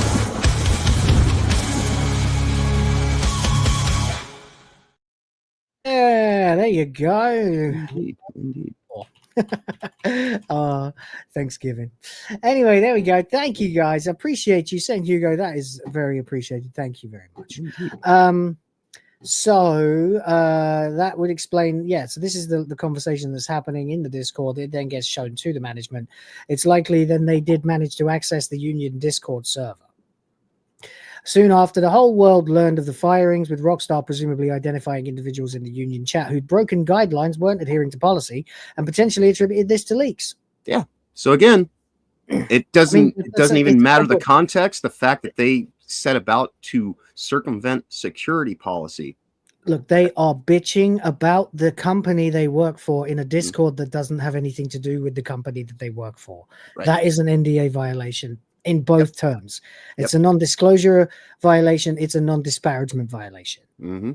Unfortunately, where you lie on this morally, it doesn't matter. Right. You have broken your contract. Yeah. You know, that's the legal parameters of a contract. They're quite clear. We had and this is unfortunate that it had to turn into this, because there was a sort of a fucking mini uprising with the HR manager in my company who decided that she didn't like the CEO, so she was going to get a bunch of people to mass resign, which fucked us over. So basically, we knew it was coming too. So we quickly updated the contracts to put in a clause that said, if you say anything about this fucking company, we will fine you 10 million pesos. Right. You know, and that shut it down. Yep. You know, quick. Oh, and we didn't want to do that. I didn't want to do that. I liked everybody there. I was on their side 90% of the time, but they were fucking me over. So I was like, you know what? I'm going to have to do this. And then I literally just let it drop to one of them that had happened. And then suddenly they're not feeling like they want to mass resign anymore. Yeah. Well, you know, as the expression goes, friendship is free, but business costs. And if you're not willing to do business, it might cost you your job. Exactly. This is one of the messages deemed to be a factor in Rockstar's actions. So Slack guidelines, RTF transcriptions of new guidelines sent out by Rockstar management. Right. Fair enough. So that's the video. You can check it out. Yeah. It's by People Make Games. Yeah. It's to me. And if they're showing an thing. internal, if they put an internal document on an external server, that right there, that is a huge fucking violation.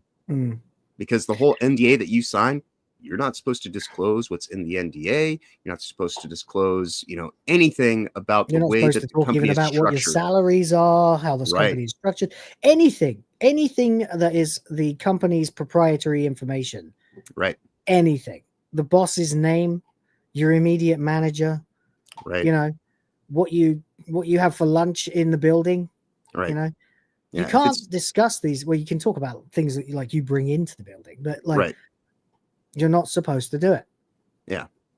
If your title is a matter of public record, you could tell people, I'm a systems engineer. I'm I do community management or what the hell ever. You could I work on the security team. You could that's okay because that's public disclosed stuff. But anything that you talk about that has to do with any aspect of the private, side of dealings or inner workings of the company, yeah, that is. Even if you just mention that they've done an update to the Slack terms in another outside thing, you've violated your NDA. Right. Because and if you go and you post the actual file for it, I know it sucks because again, like I said, I didn't want to have to get into it with some of these people who did resign, but when they came back and they brought a lawyer, and I went flump. Here's a huge folder, with about 80% of the pages are blank, but that doesn't matter because there's about 50 pages at the front that aren't. Right. And each of these is screenshots that we had obtained of people using other chats, whether it was Messenger or whatever, from screen recording software or people who just dobbed them in. Yeah. And we were like, so this is you discussing the your little insurrection or whatever outside of the company software. Right. And it's like, well, where else are we supposed to do it in the company software? I said, no, that would be non-disparagement. What you've done is non-disclosure and non-disparagement. Right. You'd have to, if anything, you'd have to get in contact with HR about having a company meeting to talk about. Our manager was a ringleader. Yeah. And then there you go. So, but I later found out that she was a scammer who had managed to scam like 3 companies out of a lot of money. She didn't get any from us though. Right. What she got from us was a threat from our investor. Actually, I a few weeks ago I bumped into her in a supermarket and she ran. And I was like, I wasn't even going to say anything. I was going to go, oh, hello. Yeah. Right. No, right. I don't work there anymore either. I resigned. They got too much for me as well. Right. But the problem was what she started with that led to my friend turning into a fucking despot. And then eventually that squeezed me out too. I was like, I can't deal with this anymore. Right. This ain't what I started, But I was okay when the terms were literally just don't fucking disparage, don't disclose. But when it was like he was trying to dictate everything they could do, and I was like, I'm out of this. Indeed. But there you go. Welcome back, Rhoda. Got petrol now? Yeah. All right, let's hear it for Rhoda getting some petrol. Yeah. Woo, he's all gassed up. He's all gassed up. There it is.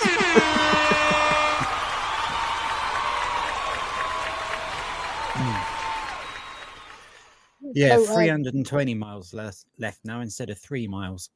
Well, that'll do. That's How much much better. that set you back? Just over 50 quid. Well, that'll do, I suppose. Yeah. You get it for a tenner here. Aye. Oh, well.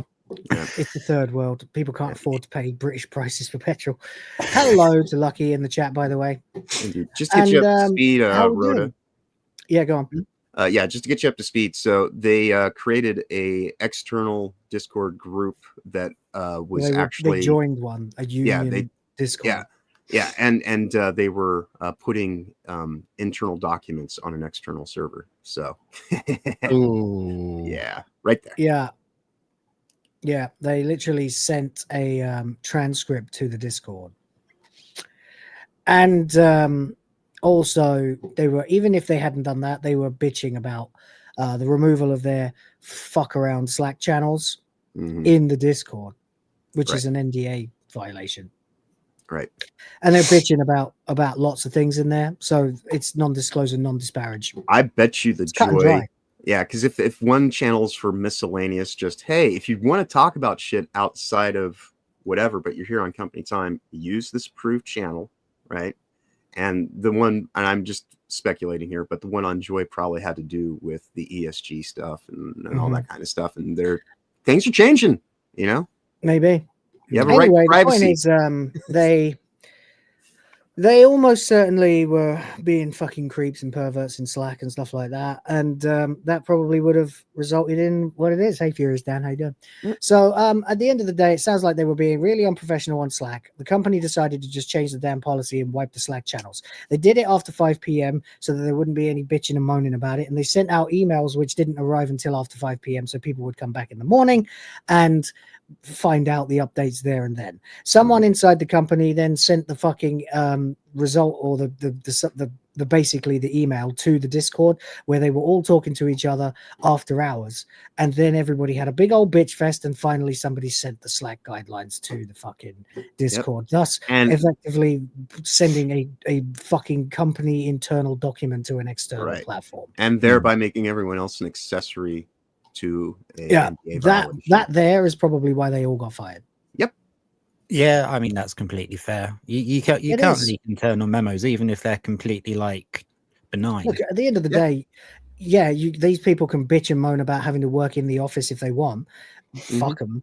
But they can bitch about not being able to have their fuck around channels on Slack if they want. But they should do it in the approved channels. They should do it on the company approved platforms.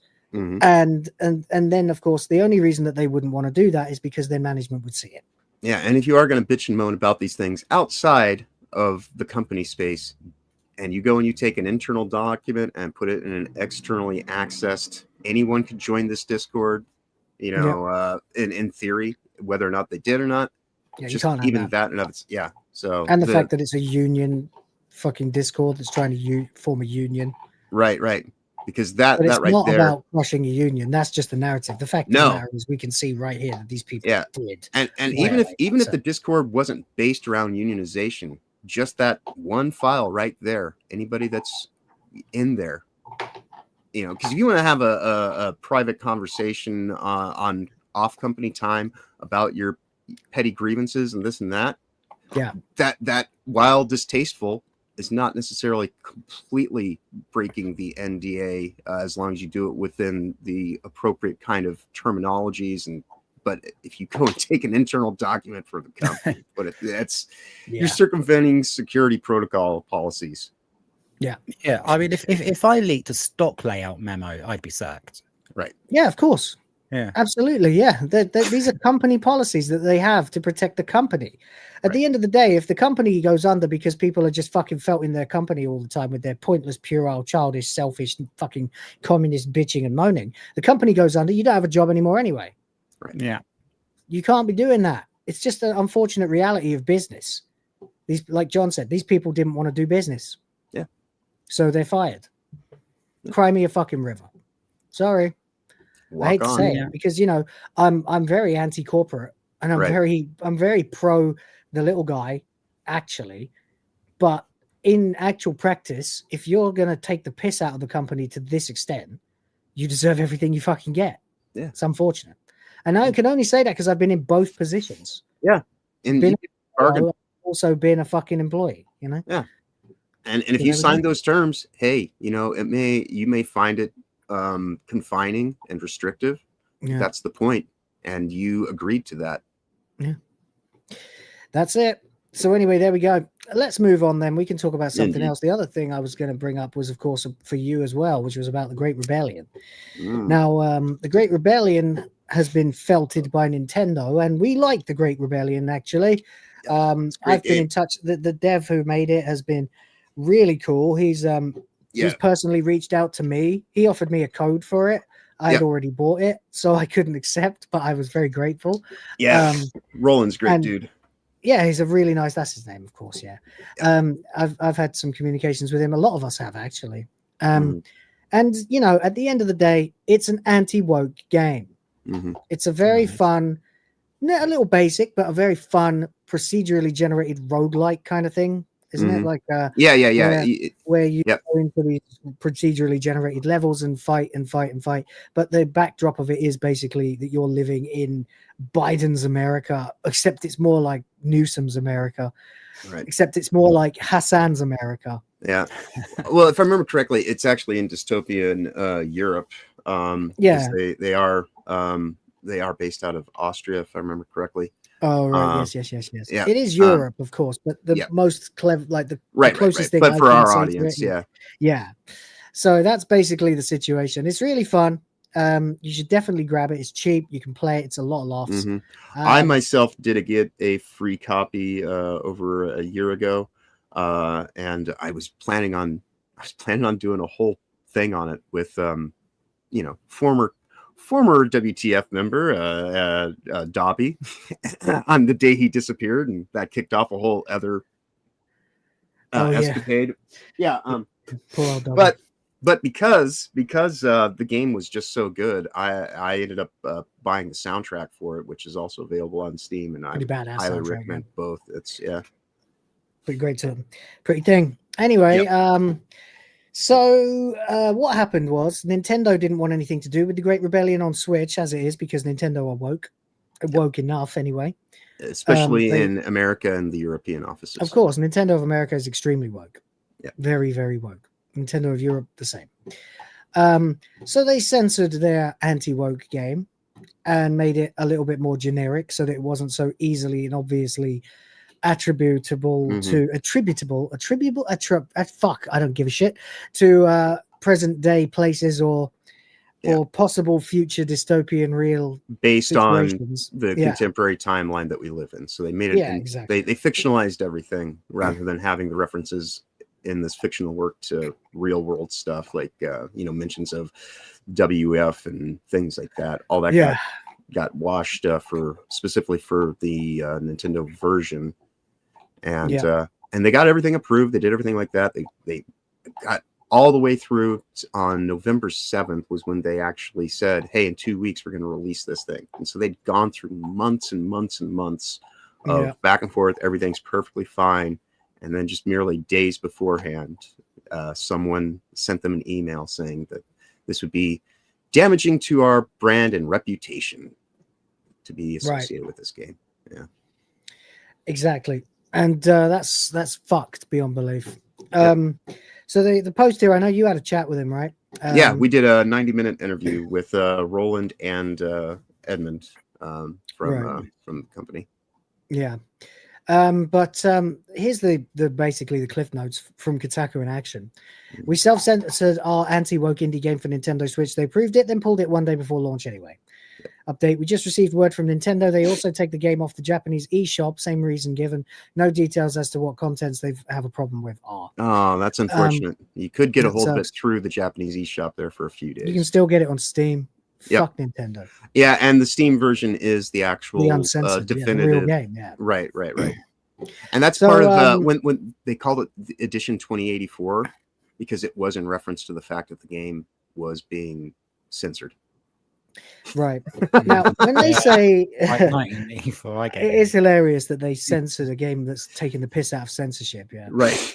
But hey, they wanted to make it, and actually, there are some pretty fucking horrible developments that you find out as well. That was the interesting thing. Situations.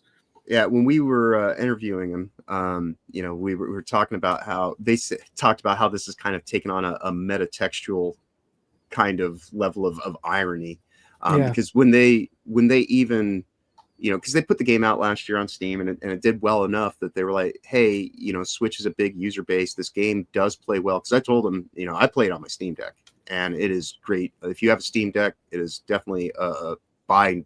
Definitely buy if you have a Steam Deck and you want to have a fun game that you take with you.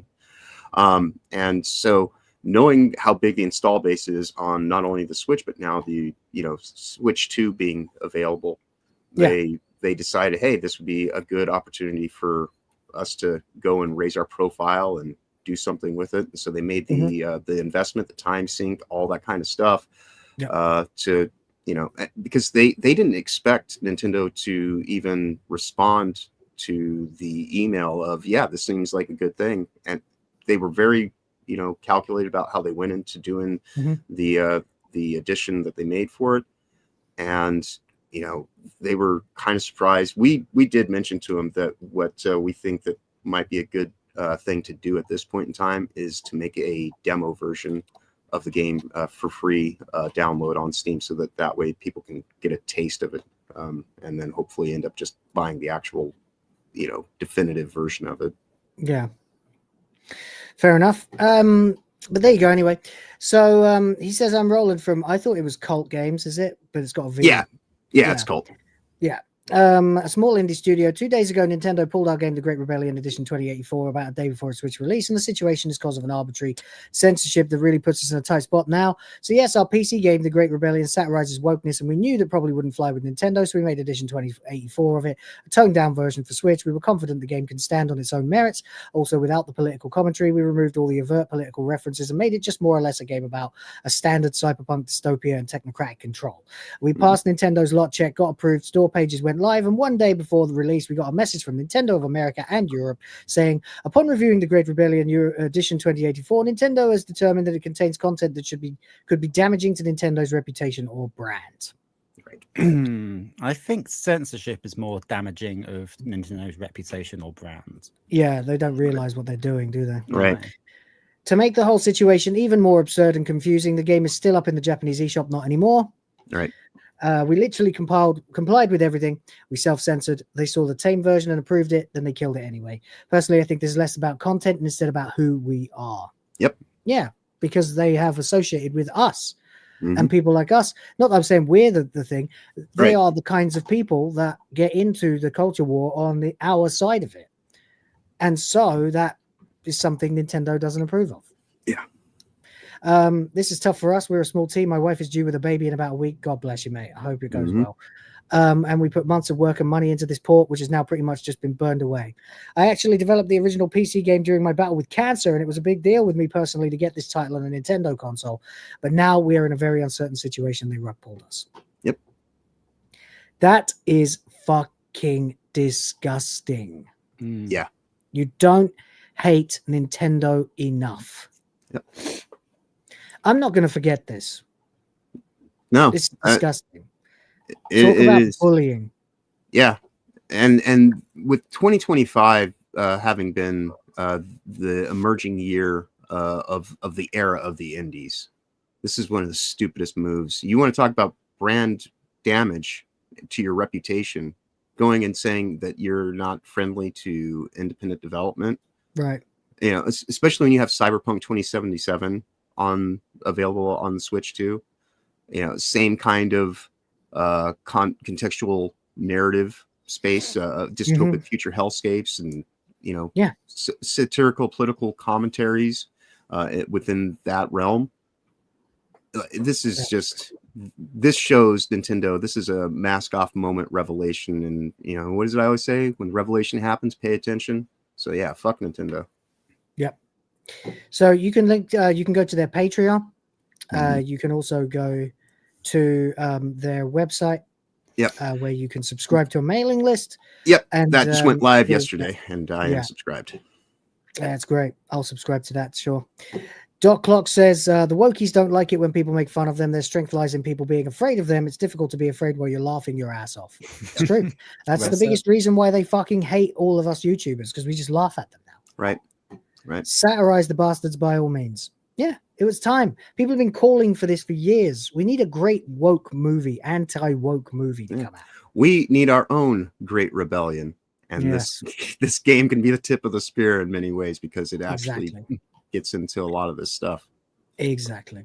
So they probably looked it up and realized the game's reputation, really shitty situation, and obvious hypocrisy considering other games with political commentary on the alternate side of the spectrum are A-OK, no self-censorship needed. Right. Total fucking bullshit. There's tons of anti-authoritarian games, pro-LGBTQ plus BBQ games, and other woke crap on Nintendo Store. Plus hentai games. Yet a censored version of this indie game gets banned by Nintendo after being approved. That's BS. It sure fucking is. Double standards are insane. It's disgusting, guys. It should never have happened. And not thoughts and prayers, but support these guys. Buy the game if you can. Play it. It's fucking great. It's a lot of fun. You can do a lot worse. Yeah, it's also available on GOG as well, which they had to do because when the Steam version came out, it was delisted from the German access portal for Steam. But otherwise, it's relatively readily available. But yeah, either GOG if you don't want to have any kind of DRM restrictions or anything like that. You can get it there, or if you have a Steam account and you're want to support it that way, definitely those are two good sources to get a hold of it through. Yep. Yeah, I know how it feels, man. You're just a small timer doing what you can do to try and earn a crust and also have some fun and do something you're passionate about in the process. And then to get felted like that is fucked, man. It's really beyond the pale. It's disgusting. So yeah, go ahead, support these guys if you're able and willing to. That's always appreciated, I'm sure. And of course, support us too. Indeed. Appreciate it. Anyway, there we go. We can move on then. We've got another topic that's pretty John friendly. Yeah. I was say, if you are interested in knowing more, the Week in Culture episode from last Saturday, we have the 90-minute interview if you want to get more details into it. Would be a good place to go. Exactly. So there you go. So we got this one then about Valve and Steam Machine. Yeah. It's pretty nebulous and no one's really sure what the fuck is going on at this point. Valve confirms the Steam Machine will be priced like a PC with the same level of performance. Valve won't subsidize Steam Machine's price like console manufacturers' developer claims. Right. Not the best news, but it's also not the worst news though when you consider the architecture build that it's based on. Look at it; it's beautiful. Look at the back of it. Yeah. Sexy post. But for a system of this capability, you're looking at 650, 700 top end, which is it's what I've been saying. Within 650 to 850. Yeah, maybe. But yeah, and they have said as well that they're trying to increase the install base of capable machines that run Steam as a platform. And if this does well enough, the only reason they're doing this in the first place is because they are creating new ways for people to access the library. Right. Because that's where they make their real money, obviously. They get 30% of every sale. Yeah, and if this does well enough, they are open to making a Steam Machine Pro system with higher end capabilities and things like that. But, I think the mistake they made with the original Steam Machine was that they launched all these different ones at the same time, made by third. And they had very created a jungle. And the architectures, the architectures were out of sync and everything like that. Yeah. So, yeah. But I think, what they've done here is a good idea. Test the waters by releasing two versions, which is we've established is something that gamers can handle. There are two versions of this console available. That seems to be the norm now. Right. I don't particularly like it, but it is what it is. I can't stop them. Right. So Valve's like, okay, we'll put out a moderate and a slight upgrade. Right, and the only real difference between these two versions is really just the storage capacity. All the other internals are exactly the same, and the storage capacity you can upgrade yourself down the line.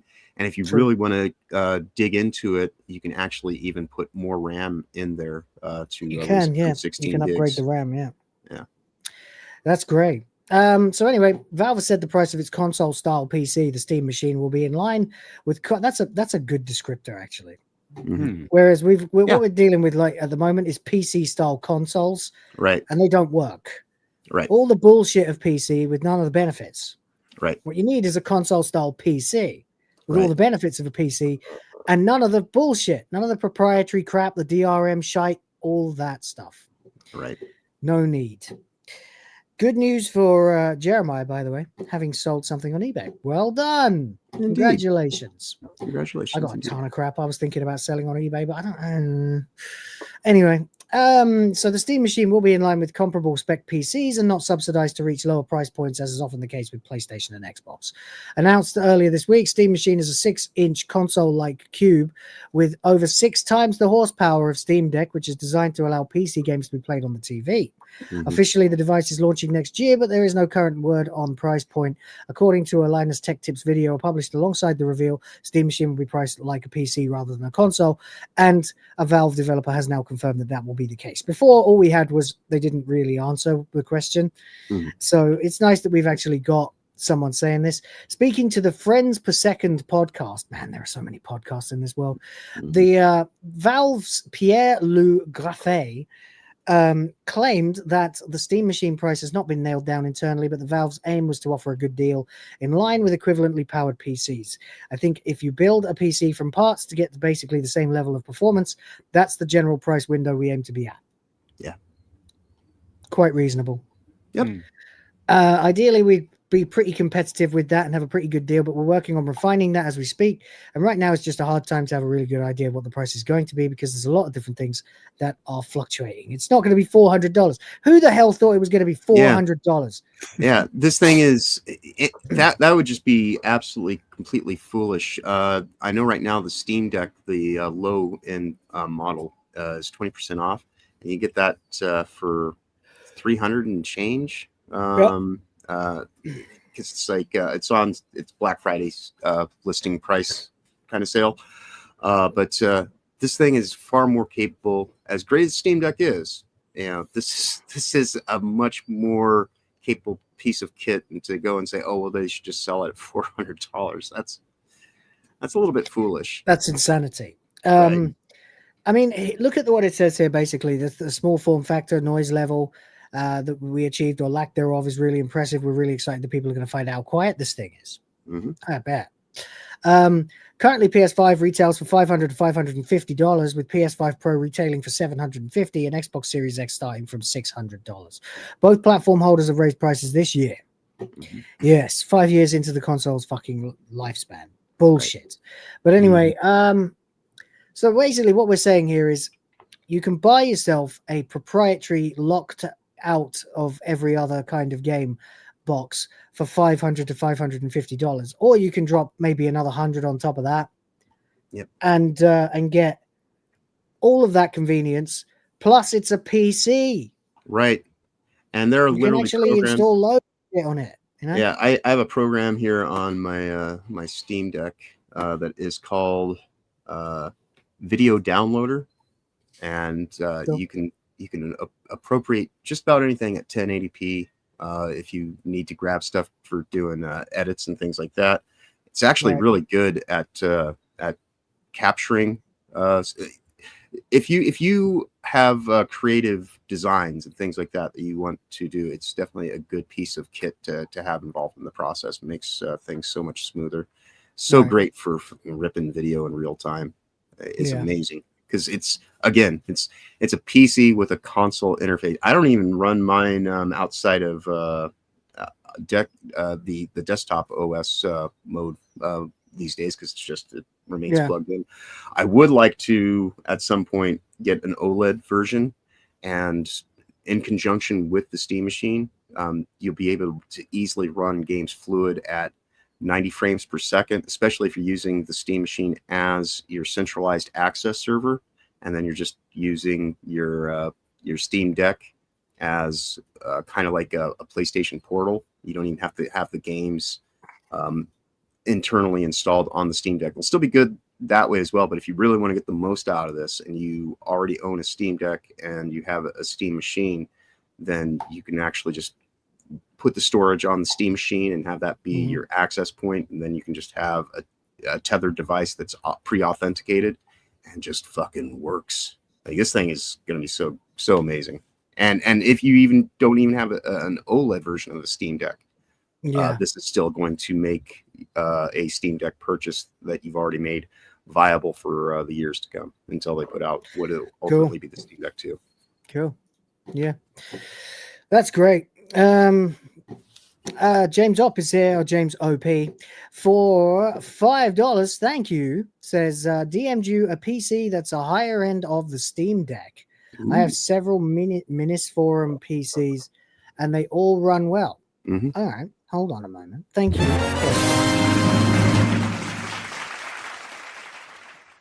Okay, this thing then. Oh yeah, I know of this one. Yeah, it's I look at mini PCs all the time. Right. So 659 Ryzen 7. Yep. Right. Yeah, that's actually. Yep. 32 gigs of RAM. Yeah, 1 yeah, yeah, terabyte. Yeah. That's fucking insane. It's Yeah. really, really good for that price. That's really good. Mm-hmm. I don't know everything, but I know that. Oh yeah. Yeah. That 32 is, gigs of RAM, 1 terabyte SSD. yeah, that would be a much better purchase than a PlayStation 5. Yeah. Especially And, at that I mean, price right there. How big is it? Not that big. No. Judging from what we can see here of the size of the USB ports relative to the overall thing itself. It's smaller than a PS5. Yeah. Looks like kind of 6 inches by 6 inches by maybe. No, maybe taller than that. Maybe like 8. Yeah, with stand on so there. You've got the Ethernet cable there is what, a centimeter diameter? Yeah. So you're looking at like 20 centimeters. Yeah. Yeah. Yeah. Wow. That's fucking impressive. I had no idea these things existed at all. That's fucking great. You can get even better as well. You can Ryzen 9. Fucking hell, man. There's so much that you can do now. Like I'm only running a Ryzen 7 now, I think. Right. Yeah, pretty sure I am anyway. Yeah.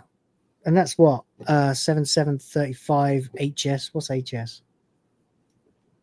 I think I'm being a retard. Don't know. But anyway, there you go. Anyway, it is pretty small. Yeah, I'm running a Ryzen 7. But it's only 3.59 gigahertz. But that's not bad though, yeah. Pretty cool, yeah. So I mean, it makes sense to buy these kinds of things. In fact, this, I mean, you might be able to argue is better. Oh yeah. And I honestly look to systems like this because of course I do want to be able to save up to move to the Philippines. It'd be easier to take something that size in a duffel bag. You know, just now here I go. Right. Well, there you go. That'll do it. Definitely. Smaller than my PC too. But there you go. Yeah, that's pretty fucking impressive actually. I didn't know about that. Badass. Yeah. Oh, that's the front, yeah. Nice looking thing. Oh yeah, 20 centimeters. There you go. See? Dead on. Nice. 20 by nearly 7 centimeters. Yep. That's fucking hell. That is, yeah. That's like this. You know? Pretty good. Well, there you go. Impressive. Cool. I'm looking forward to what's going to happen when the Steam Machine comes out. I want to see like a real disruption. I really do. I feel like there's so much poison in the console space right now. And just imagine like, oh, now there's a console that costs a little bit more, but you don't get any of the bullshit. Right. You don't have to worry about what needs to happen. Crappy OS, you know? Yeah, DRM, for all these inferior RAM. Yeah, for all the overbloated corpo, AAA title decisions that have been made over the course of the last 20 5 years. to 10, 20 years. Yeah. There needs to be something like this to reset the balance and actually make gaming about gaming again. That is make all games about gaming again. That's my magaga. Yep. I'm not wearing the hat. Where is the hat? It's somewhere. It's around here somewhere. It's also the name of my gaming streams when I have time to do them, which I haven't for a while. But there you go. Anyway, speaking of corporations that we don't like, that's a flimsy fucking segue. And speaking of being anti-corporate grassroots, hey guys, fill the bar. There we go. But as we move on, let's talk a little bit about this before we move into the last thing we're going to talk about before the ranking. Ubisoft's Vantage Studios deal with Tencent is to close in the coming days. This I've been meaning to talk about for a couple of days now.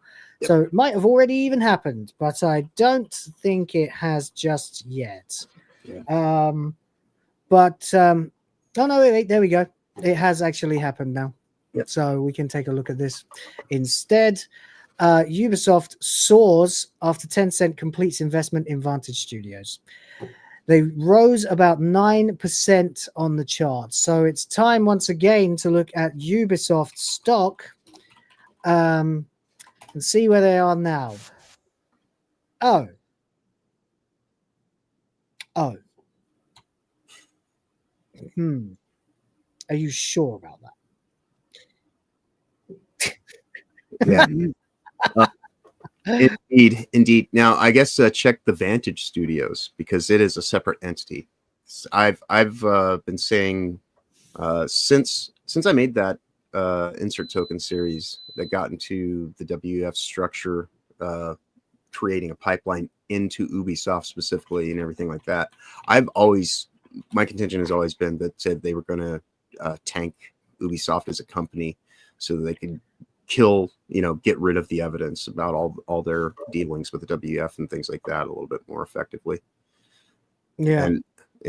And of course, them not making money by putting out woke-ass games definitely is the thing that really kind of set that into motion more. But it does have the added benefit of getting rid of all the old corporate access servers for anything like that. If anybody wants to look in it, they just won't be there because the business won't exist. I think we may have been lied to. That they've soared, guys. Right. Well, I suppose when you were down to as low as what, $3? I don't know what they were. They did get as low as $3. Oh no, that's $6.83 before. Yeah. They're back up a little bit since then. 5 days. Yeah. They went up to as high as almost €8. So that was almost as almost as high, in the double digits. Almost, yeah. Couple of euros away, and then plummeted back down again since. So when this article was written yesterday, it was written at the moment when they had risen up to risen 9% after the French video game developer said late on Friday Tencent had completed its investment. But 9% of $7, and this is me being kind. 9% of $7. 9% of $7 is 7 cents. Yeah. It's fun with numbers. Yeah, it's pretty awful. Anyway, it's finally happened. That much we can say. There is now Vantage Studios. Ubisoft is now in business with Tencent. The bailout has happened. We completed it. The arc is finished. Ubisoft felted themselves for 2 straight years with shoddy game releases, absolute trash, insulting audiences, stealing assets, and sexually being as harassing woke the as the day is workforce. long, sexually harassing women, and being woke as fuck. And following the agreement reached last March, Ubisoft has announced the completion of Tencent's strategic investment in the entity Ubisoft Nova SAS, securing a cash investment of euro 1.16 billion from the Chinese group. Individually referred to as Vantage Studios, Ubisoft Nova SAS is built around the Assassin's Creed, Far Cry, and Tom Clancy's Rainbow Six franchises. The investment values Vantage Studios at a pre-money enterprise value of 3.8 billion euros. So there you go. James OP says, when you are on a scale, pennies, even 50% is not much. There you go. See? Indeed. So the proceeds from the transaction will enable Ubisoft to reduce its consolidated net debt on a non-IFRS basis while supporting targeted investments within the company and providing increased financial flexibility to support its strategic transformation. Bailout, in other words. Tencent now holds an economic stake of 26.32% in Vantage Studios, which remains exclusively controlled and consolidated by Ubisoft. Ubisoft and Tencent have entered into a shareholders agreement relating to Vantage Studios based on the main terms announced in March. So there you go, guys. Whoop-de-doo! Vantage Studios is now Ubisoft. That's their new name for our benefit anyway, for our purposes, which of course would be to take the piss out of their shit games. And So there we go. Ubisoft is basically just going to be a familiar empty brand label going forward. But even that, I would say, is not really worth much at this point. No, they're worth less than their subsidiary. Indeed, indeed. So, yeah. Trash. I would Mostly says honestly at this point, comments for I anything think the best thing they could do is literally stop using the Ubisoft branding. I mean, the thing is that we'll still. Oh, we'll know what it is. But... Eventually, one of us would go, "Wonder whatever happened to Yves Gilmour." And then we look him up. Oh, he works for this company now. Right. Boycott. You know. Yep. So there we go. But there you go. It'll be interesting to see what happens in a year. You're right. But there you go. We don't have much to report on that. It's just interesting that it happened at all. Ubisoft have spent 2 years utterly destroying their reputation.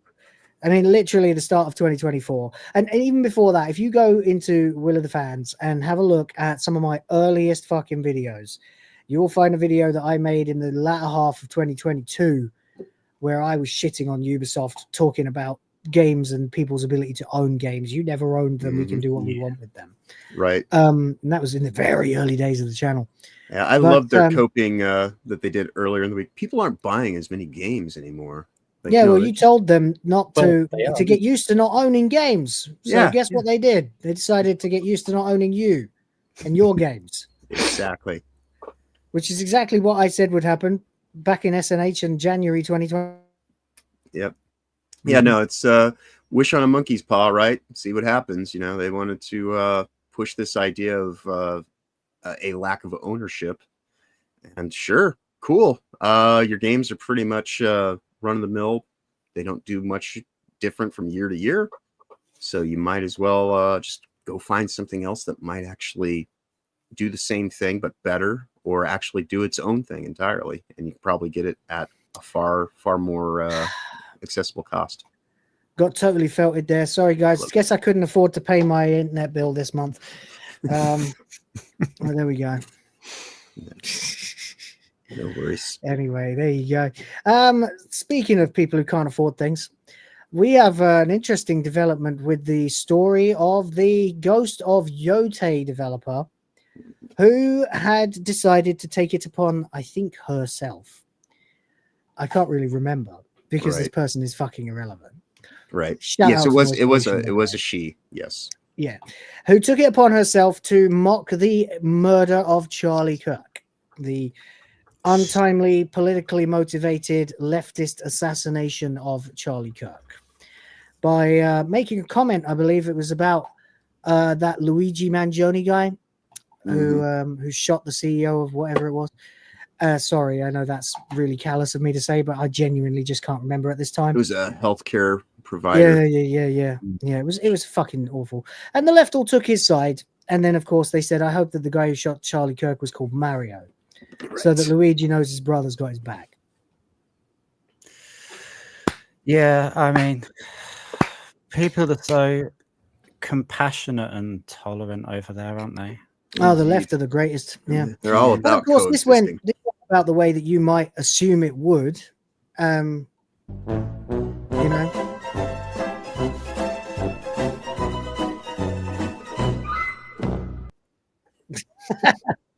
They got fired. She got fired very quickly because they were about to release Ghost of Yotei.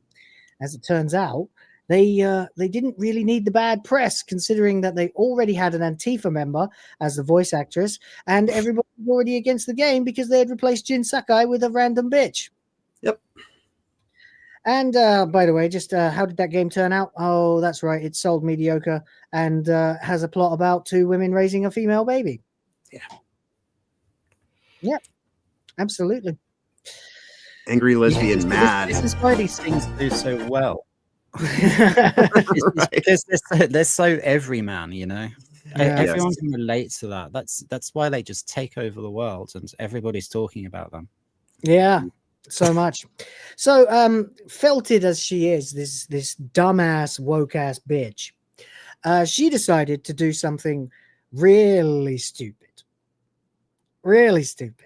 and decided to go looking for sympathy in the hands or arms of perennial renter hack Alyssa Mercante. Right.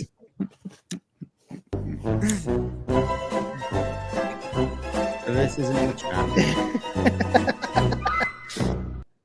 Bold strategy. It's bold strategy, Cotton. Yeah. Who decided to write a lengthy article for a site I've never heard of called Aftermath. See, guys, she's still a journalist.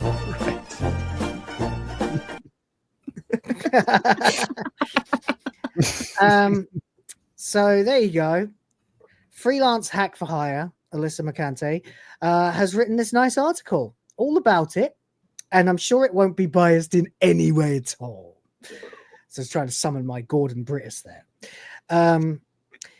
So the article, and I feel like we need some sort of dramatic sort of news music for this, like like just coming in, and, just because, guys, this is hard hitting, serious, big time news. This is important shit, guys. Everyone's Mercante talking. is writing. Yeah, this is the story of the year. The talk of the town, the talk of the tech industry. It's the most important thing that's ever happened anywhere, literally ever. Right. And if you don't agree with me, well, you're just, come fight me physically bitch. Right. Which, is quite telling because, I don't know how I missed it, because when Will said that we were going to be talking about Alyssa's thing that we're getting into today, I assumed that this was the tweet that she made about it, the post she made on X. And I'm like, oh, an actual article, you say? Yeah, Do tell. Right? Who would have thought of that? So there you go. Anyway, hold on a second. I have something, and it will take a moment to do. But yeah, so this is what's basically happened. You're an absolute hack, and you decide that it would be a really good idea to insult a man who had only ever promoted free and fair discussion and debate, politically speaking, and who had some pretty conservative, but only really conservative views about, life, health, money, war, babies, spirituality. It's not like he was out there trying to organize people into some sort of Reich, Right. He was a good man. And I fail to understand I fail to comprehend the minds. Oh, looks like Will is getting froze up again. It's that time of day where his ISP decides that he, very unfortunate. It was horrible and didn't deserve anything. Yeah, but you might want to say that again, though. You did freeze up one more time. Did I? Oh my god! Yeah. Fucking stupid internet. Help me pay my bills. Speaking of which, actually, we have received a couple of P donos. Thank you, Jen. Oh, and it happens again. Jen T. Maxey, the Snow Mexican, is here with one gifty. Very much appreciated. I'm sure when Will gets back, we will play the clip for the Drift Force. But thank you for your kind donation. Yeah. The LDT. You and me are gonna have some big fucking problems sooner or later if you don't sort your shit out. Do I make myself clear? Well, there we go. Anyway. Thank you, Jen. Appreciate you for the membership. Thank you. One for the Griff Force there. Thank you for the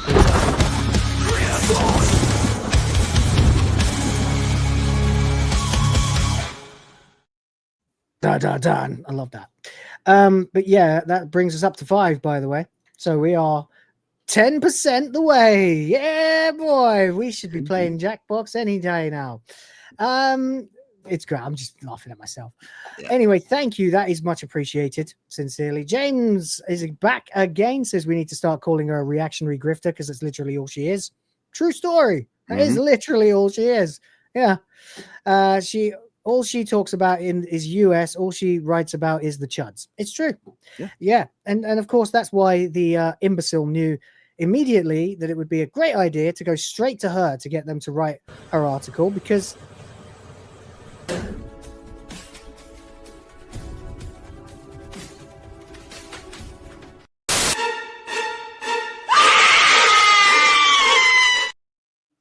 professional journalist.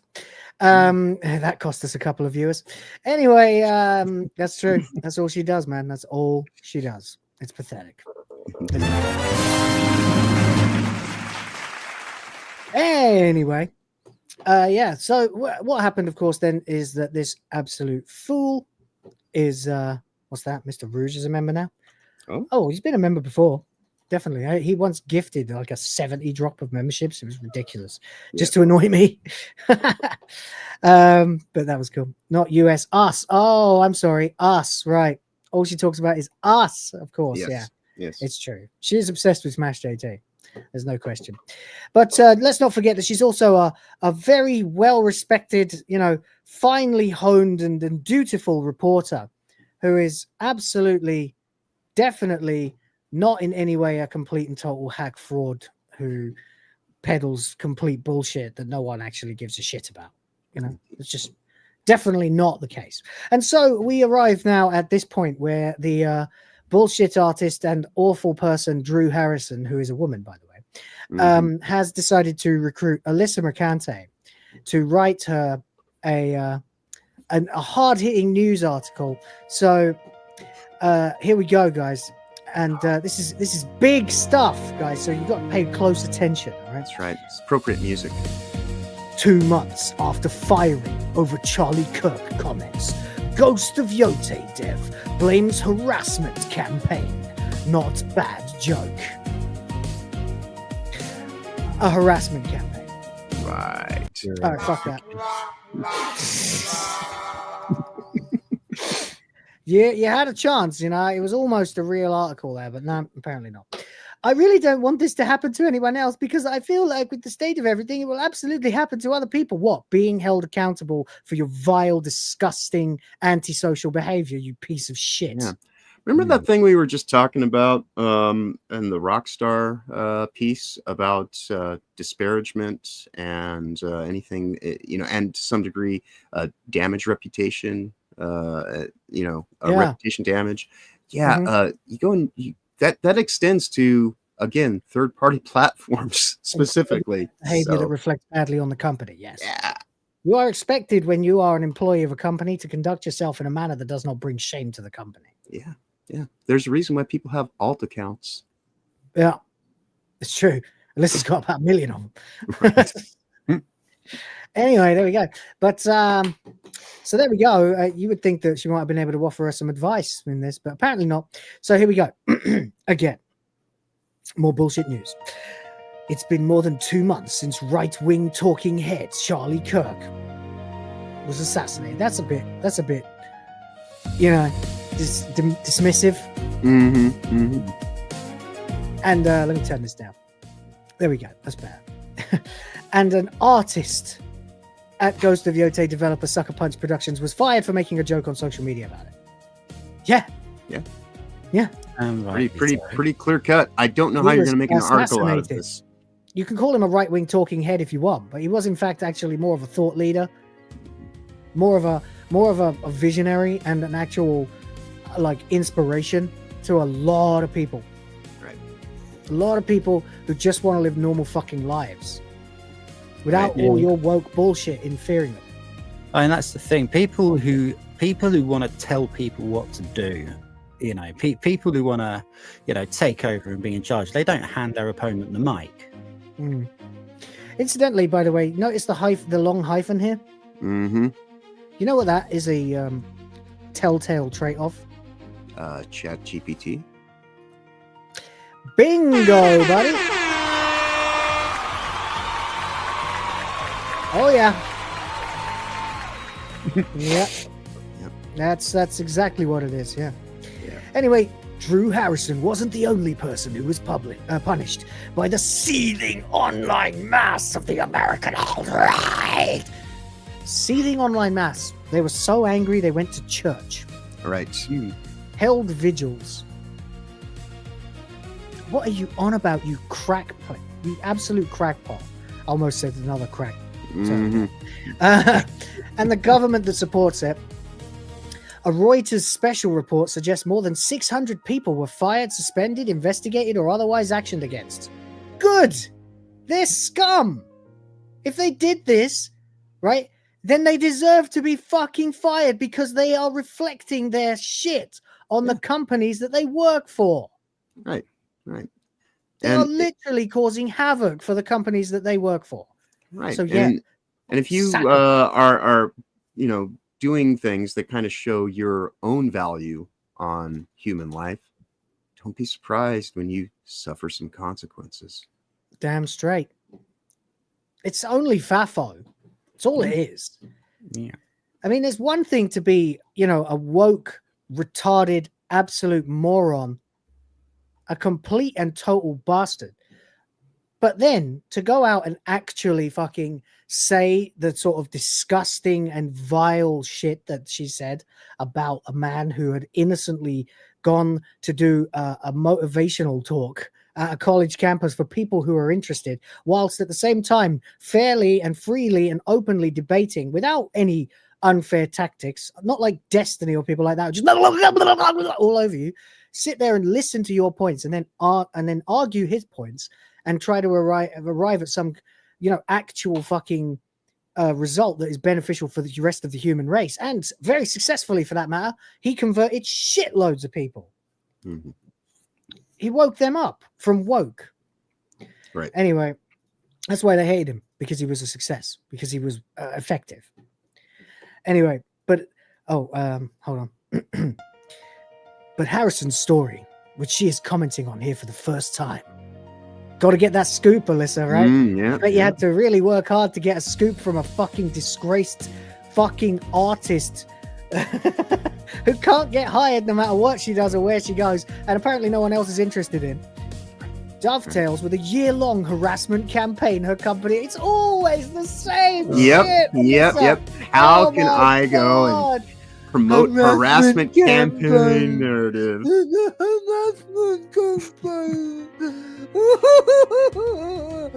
Oh, fuck off, bitch. Constantly harassing Smash JT, sending your followers after him, endlessly fucking getting people to quote tweet and then taking it over to Blue Sky and writing whatever shit you want about Smash JT all the time is a harassment campaign. Right. Everything he has done is a reaction to you instigator, you fucking imbecilic harpy. Right. Ridiculous. And remained publicly silent until the day she was let go. An online mob had been railing against Ghost of Yotei. No, we hadn't. No. Do you actually remember what happened? Do you actually remember? I believe we found out that Jin Sky was not going to be the main character. And we said, well, my interest is completely squashed. I won't be buying that. So my response was a little more moderate than that. I was more in line with Leon. I said, it's not a good look in this day and age, but I'll reserve my judgment for when we get a better look at it. Right. I want to know if she's going to be capable of just effortlessly dispatching full-grown men in full armor. Right. And if there's going to be an explanation for that or not. Right. And then, of course, it turned out to be what it is. And so we all decided no. And then, of course, when Erika Ishii got into the mix, even then I was like, you know what? I'm really leaning on not wanting to get involved with this game. Yeah. And then, but I'll still reserve my judgment. Then we saw 2 more trailers and we were like, nah, I don't give a fuck about this. Yeah. Well, I mean, I just, when I found out more and more details, the idea that it wasn't going to be a continuation of the story that, people were definitely interested in and things like that, I was immediately just kind of like, because I'm a guy who, doesn't really have many extra dollars to throw at frivolous things. And so, yeah, I'm certainly not even interested in this. Yeah. Because it just seemed like it was very disconnected to what it is. And it's like, I don't think that this series works as like an anthology kind of game. No, it's not. He is the Ghost of Yotei. Right. But there you go anyway. Sorry, he's the Ghost of Tsushima, not Ghost of Yotei.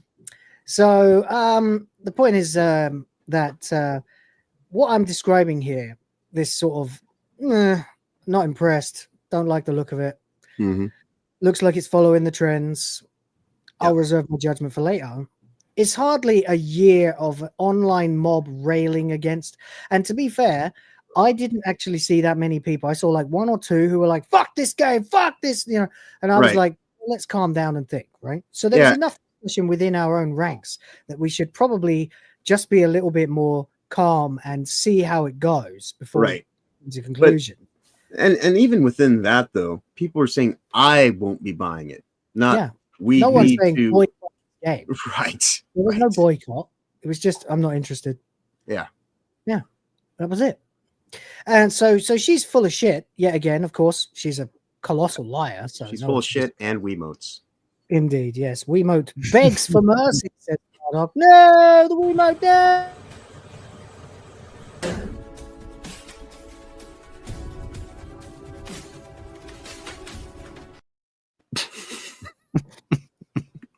Money shot.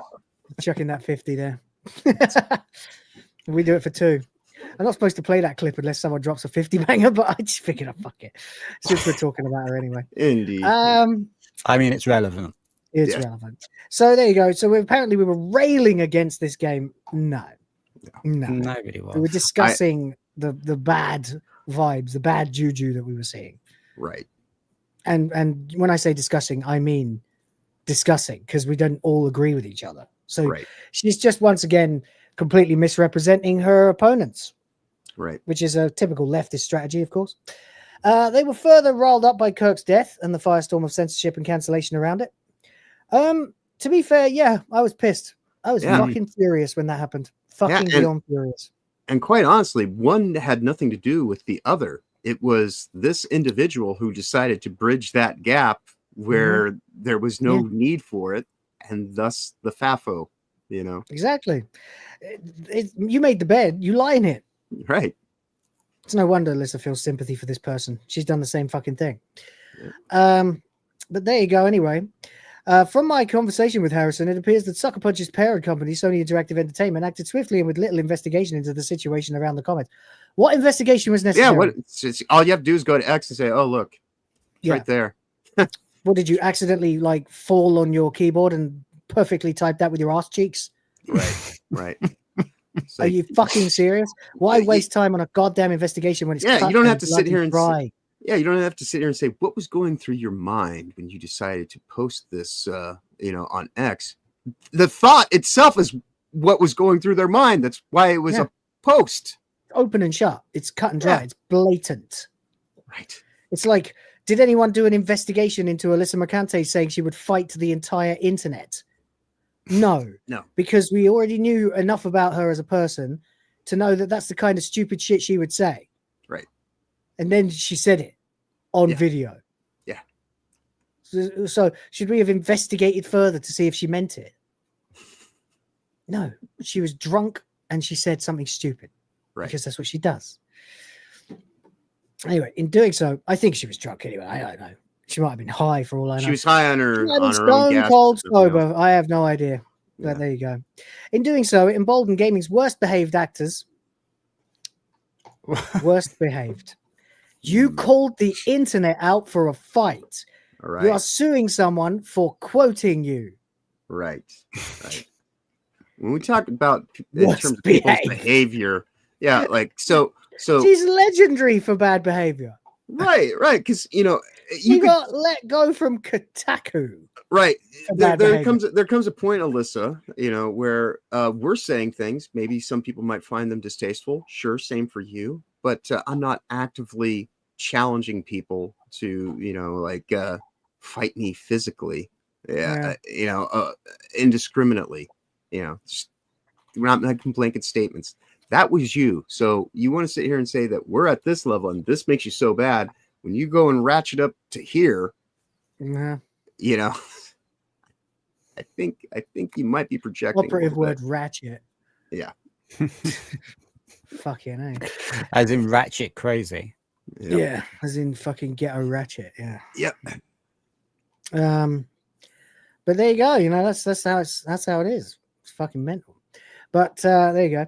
Anyway, and set a worrying precedent for an industry that too often kowtows to reactionary sects within it. Yeah, you. Worrying precedent for what? People that kowtow to us. Yeah.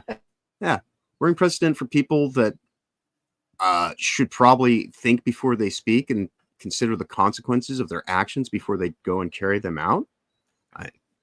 Who does that seem like? Certainly couldn't be the person who got themselves an opportunity to resign or get fired based on shit that she was saying that might have been disparaging to the company that she worked for. Fucking company. Okay. It's not a joke.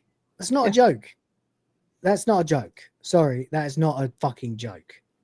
No. Right.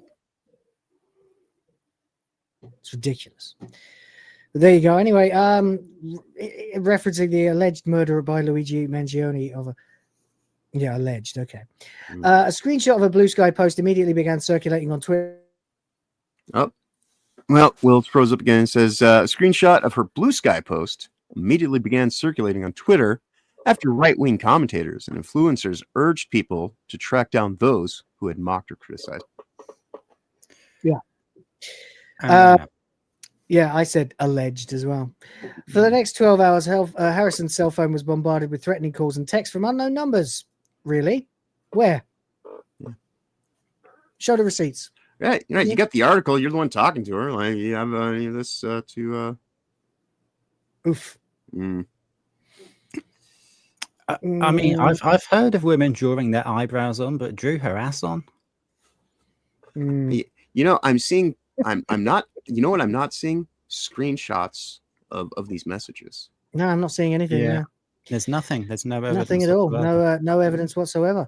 Dozens of replies to a post urged Harrison to FK herself and demand a boycott of Sucker Punch's Ghost of Yotei. Well, I mean, I don't see any screenshots of this either, but that might have happened. I don't know. Say goodbye to your career reads the only post from one anonymous account. Well, yeah. Yeah. It's That's true. fair, though. She did lose her career. Yeah. She's the bitch who made an incredibly bad taste comment because it's not a joke. Right. Okay. You might think it's a joke because you might think it's funny because you didn't care about Charlie Kirk because you had successfully dehumanized him over a process of years. You lot. Right. So, yeah, maybe you fucking thought that was an okay joke to make. It's off color, is it? Right. It's not off color. That's not off color. That's fucking incredibly offensive. Right. To anyone.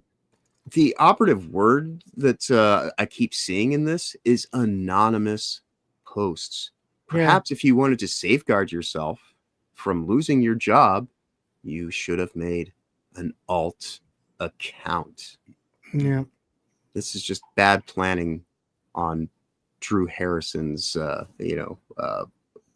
end of the equation. Yeah.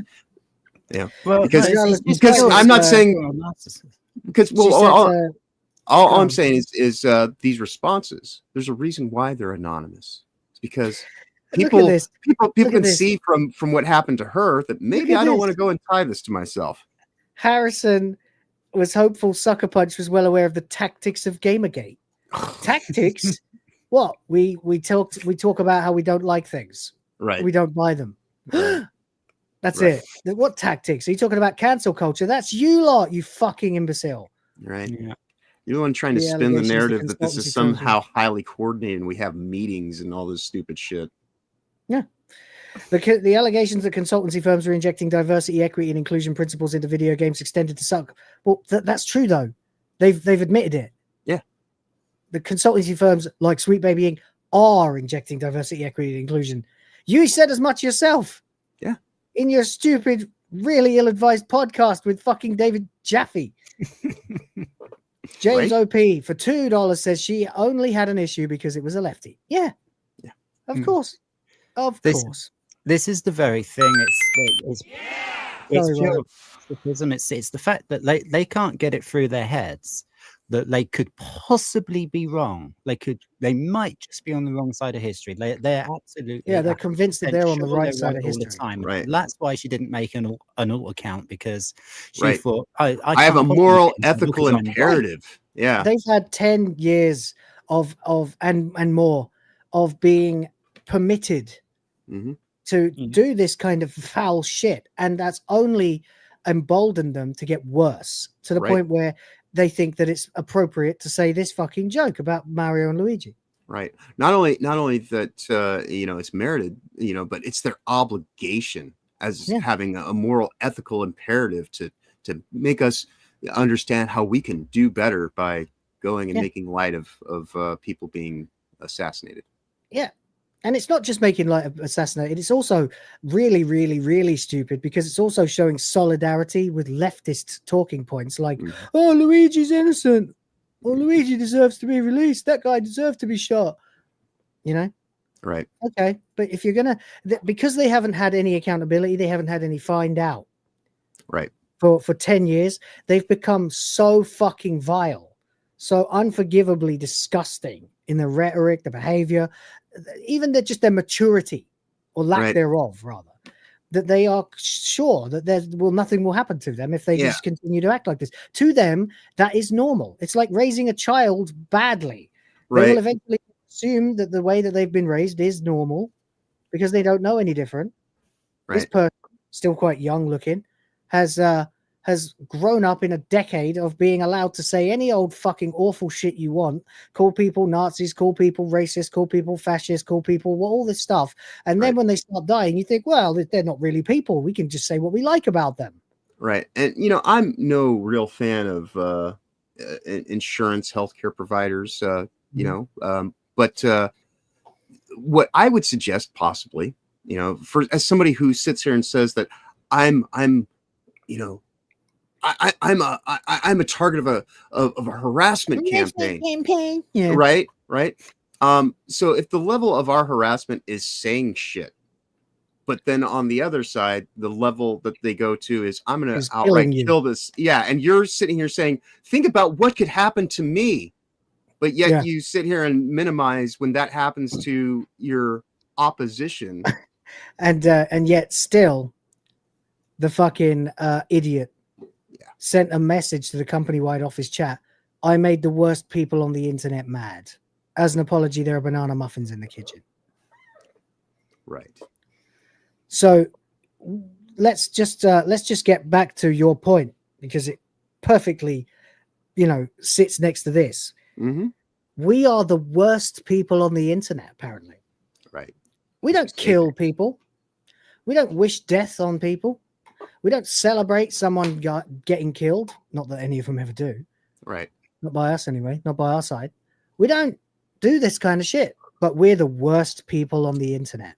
Right. Yeah, I mean, we don't even shock dogs. I tell you, yeah. There you go. I tell you who's the worst people on the internet. Her and Mercante. They are the worst people on the internet. The scum of the earth on the internet. Yeah. Say whatever you like, but your actions do have consequences, you know, and you know, when it's not the same as cancel culture. Cancel culture was built on disproportionate consequences for things people hadn't done or had done, but done under a completely different culture years and years and years and years earlier. Right. Completely dismissing the times. This is you did this right now in the times, in the present moment. You did something that has galvanized in a moment where finally the right are standing up and saying, you know what? Suck it. You lot can go to hell. You can go to fucking prison. You can get deported. You can get fired. Fuck you all. We've had enough. The adults are back. Right. You decided to say this shit. Right. But oh wait, we're the worst people. We are the worst people on the internet. Right. Your entire perception, your perspective of life and the way that the world works is warped beyond recognition by Marxism.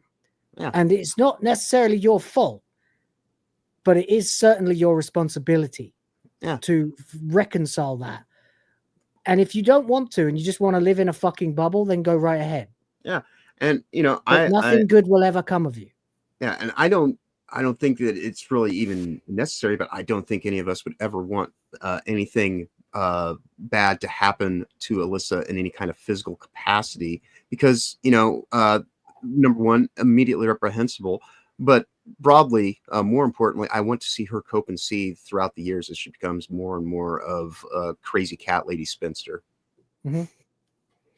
There we go. And so, of course, Sucker Punch studio head Brian Fleming said, I think we're aligned as a studio that celebrating or making light of someone's murder is a deal breaker for us, and we condemn that kind of in no uncertain terms. Yeah. Fair. Totally fair. Then, of course, she plays her old game of naming everybody by their real names instead of their actual online handles. So you've got Zach Hoyt instead of Asmongold, Mark Kern instead of Grums. You know. Yep. Anyway, And the one guy who yeah, actually goes by his actual name, she doesn't. She's just like some guy. yeah. That's because she's got no power over you. Right, I know. Fire them all, apparently, he wrote. Yeah, every Game Dev 2 celebrated this. We no longer have tolerance for death cults. No, we don't. And nothing has changed. You can write this irrelevant little article that barely amounts to anything and won't do anything for your career or for this person, that will fade into the ether tomorrow, if you like, but it doesn't matter. You know, at the end of the day, nothing you do is going to matter here, because the adults are back in the room. Yep.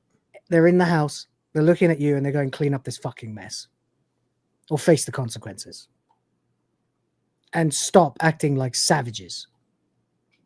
Yep. Do it or don't. It's up to you. The terms have been set. It's like the ICE situation. Oh my God, it's like the Gestapo. Well, don't go into the country illegally then. All right.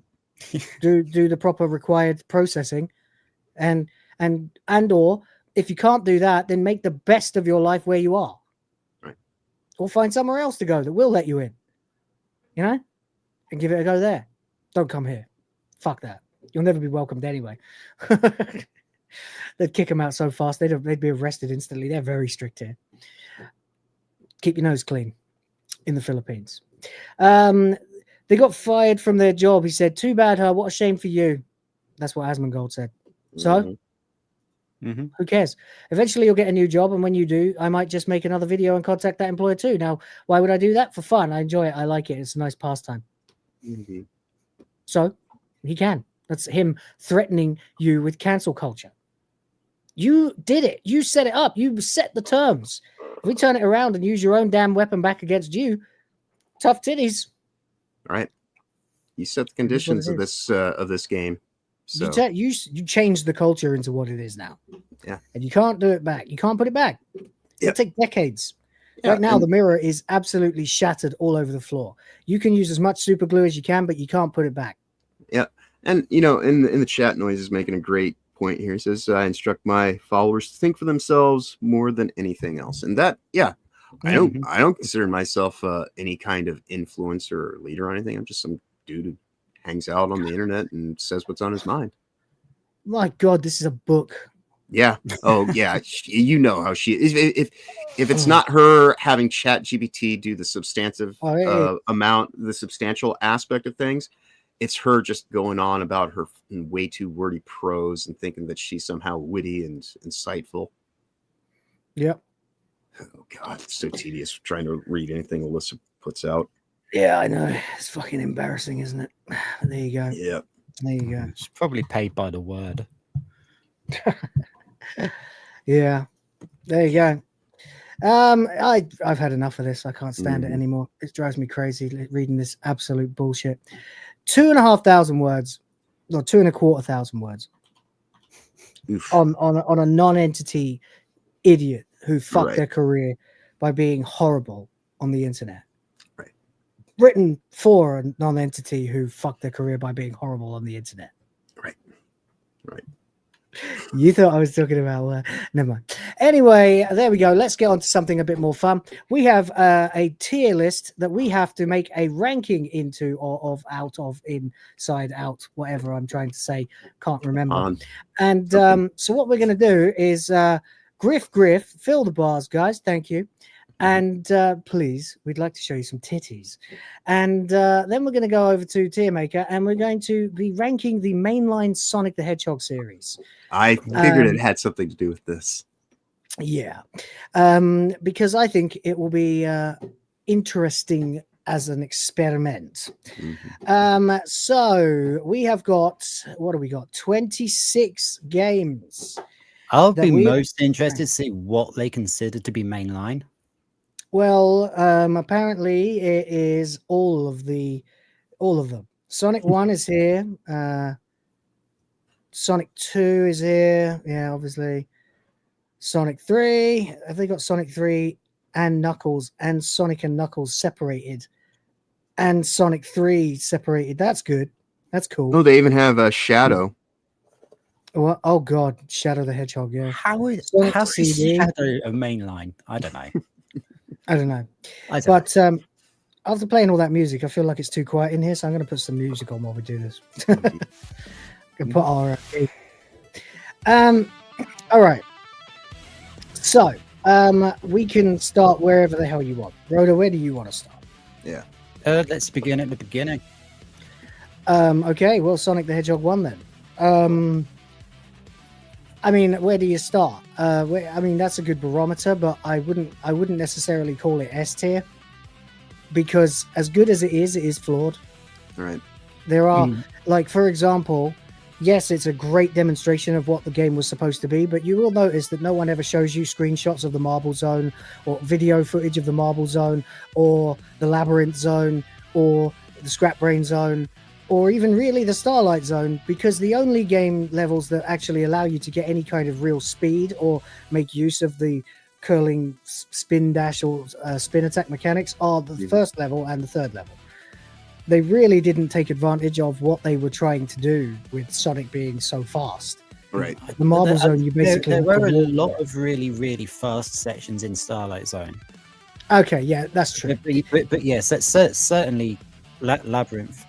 You spend most of the game walking when you should be running. Yeah, you know what I mean? There's a lot of bits in Scrap Brain Zone that you have to really slow down as well. Yep, it's very frustrating because you just want to go fast. Yeah, the fun, you know. They definitely improved that with Sonic 2. But I think that and the fact that they didn't, there is no spin dash. I know they hadn't invented it yet, but boy, did that change the game forever. So yeah, I think when they re-released it and put the spin dash in, it did make it a lot more playable. Yeah, agreed. I still think it belongs high though, because it's Sonic the Hedgehog 1. Yeah, so and I guess it's such a good introduction to video games themselves, and particularly to platforming as well. Exactly. It was an A effort. Yeah, it certainly at least established what would be a long running franchise. So it was the first game I ever owned on an actual like proper console with a pad, which is Master System. But I had the Master System version, obviously, not the Mega Drive version. It's a lot slower than the Mega Drive version. Yeah, I did love it though. I played it to death. It's a great game. Took me about a month to complete it. And I finally remember when I did. I'd been throwing my controller all over the room, and then I was about 6. And I finally beat that final boss, and I was like, yeah! Fuck, I was running around my back garden screaming. I remember it. My dad was watching me. Precious memories. All right, then. So, by contrast, then, I think Sonic 2 needs to go in S. Yeah, I mean, it took what had been established and then progressed it. I mean, what do you think? Maybe put it above Sonic 1, but keep it in A. Really? The problem with Sonic 2 is, like, it's good. I mean, it's really good, but it's not as good as it could or should have been. Most people consider it I would say that I would agree with you. It's not as good as people say it is. People talk about this like it's the single greatest Sonic game that has ever existed. And I think it's very good. It's a massive improvement over 1. And to be honest, I feel like it should be an S because it is like it may not be the highest level of S tier, but I think that because it actually does start to set the trend. It's exactly what people are talking about when they think of Sonic. Right, and when you talk about the 2-player split screen was actually wild fun as well.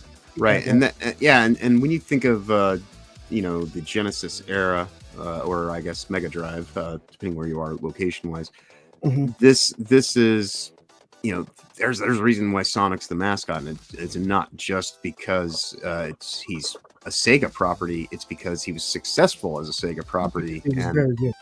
This is 2, obviously. You've got just incredibly much better level design. Right. I mean, obviously Sonic always had the the ability that the higher you get, the easier you're going to have it, but the more likely you are to get hit. Right, like you're going to be able to go faster through the upper regions of the levels. But they really perfected that with Sonic 2 in terms of level design. And then they kind of shit the bed towards the second half.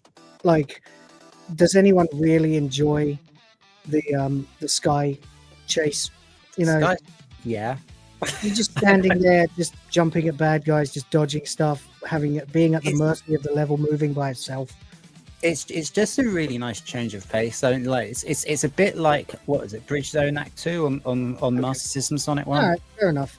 I guess that I enjoyed it. I guess it is welcome after the ridiculous punishment that is Metropolis. Metropolis is like a fucking steep curve. Like it has a couple. It's like you go from Hilltop, you get through Mystic Cave, and then you get hit in the face by Oil Ocean, and that kind of bitch slaps you a bit, and then you make it through that, and then it's Metropolis, right? Yeah. Oil Ocean is an amazing level, and then Metropolis just leaps up in difficulty again. You also do have Casino Zone, which is one of the best levels. Chemical Plant as well. Chemical Plant, yeah. Chemical Plant's probably got the best music in the entire Mega Drive. Set a standard, isn't it? The soundtrack of Sonic 2 set the standard as well. Absolutely. Sonic CD. Sonic CD. I've only completed it twice because I never had a Mega CD. Me too. So I've only had it on compilations. I like very good. I like the idea, but I feel like it's a little bit too slow a pace as like a bit like Sonic 1.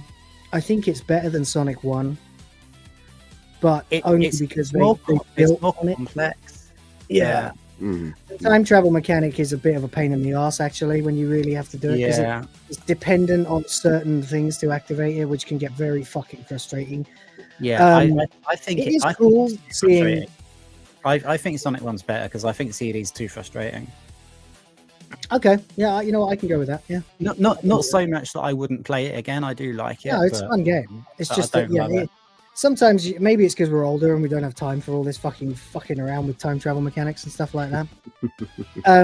Heck, we're too old for time travel. We're too old to have to. We're too old. You're not too old for time travel. If you gave me a time machine right now, I'd hop straight in it. I'm too old to have to fucking manipulate an annoying system that forces me to make a hedgehog go really, really fast after hitting the right fucking sign without getting hit, and do that on multiple levels without being able to save. Fuck off. You know? Rufus says boo. I don't know if that's to us or the game. Whatever, anyway. I'd say they're about the same level, really. They both have their flaws. I like Metal Sonic. I always call him Metallics because of the STC comics, you know? Yeah, same. But Metal Sonic was a cool addition. Amy Rose was interesting, I guess, but Sonic 2 is where it goes pretty much canon for me, you know? Then, of course, we have Sonic 3. Oh, that's right up the top for me. Yeah. Right at the front. Yeah. Sonic 3 is a fucking glorious game. Let's bear in mind, of course, that we are talking only about Sonic 3 here, not Sonic 3 and Knuckles. Right. So you've got only 6 levels. But what 6 levels? Right. Yeah. I mean, they're all great. Oh, yeah. I like all of them.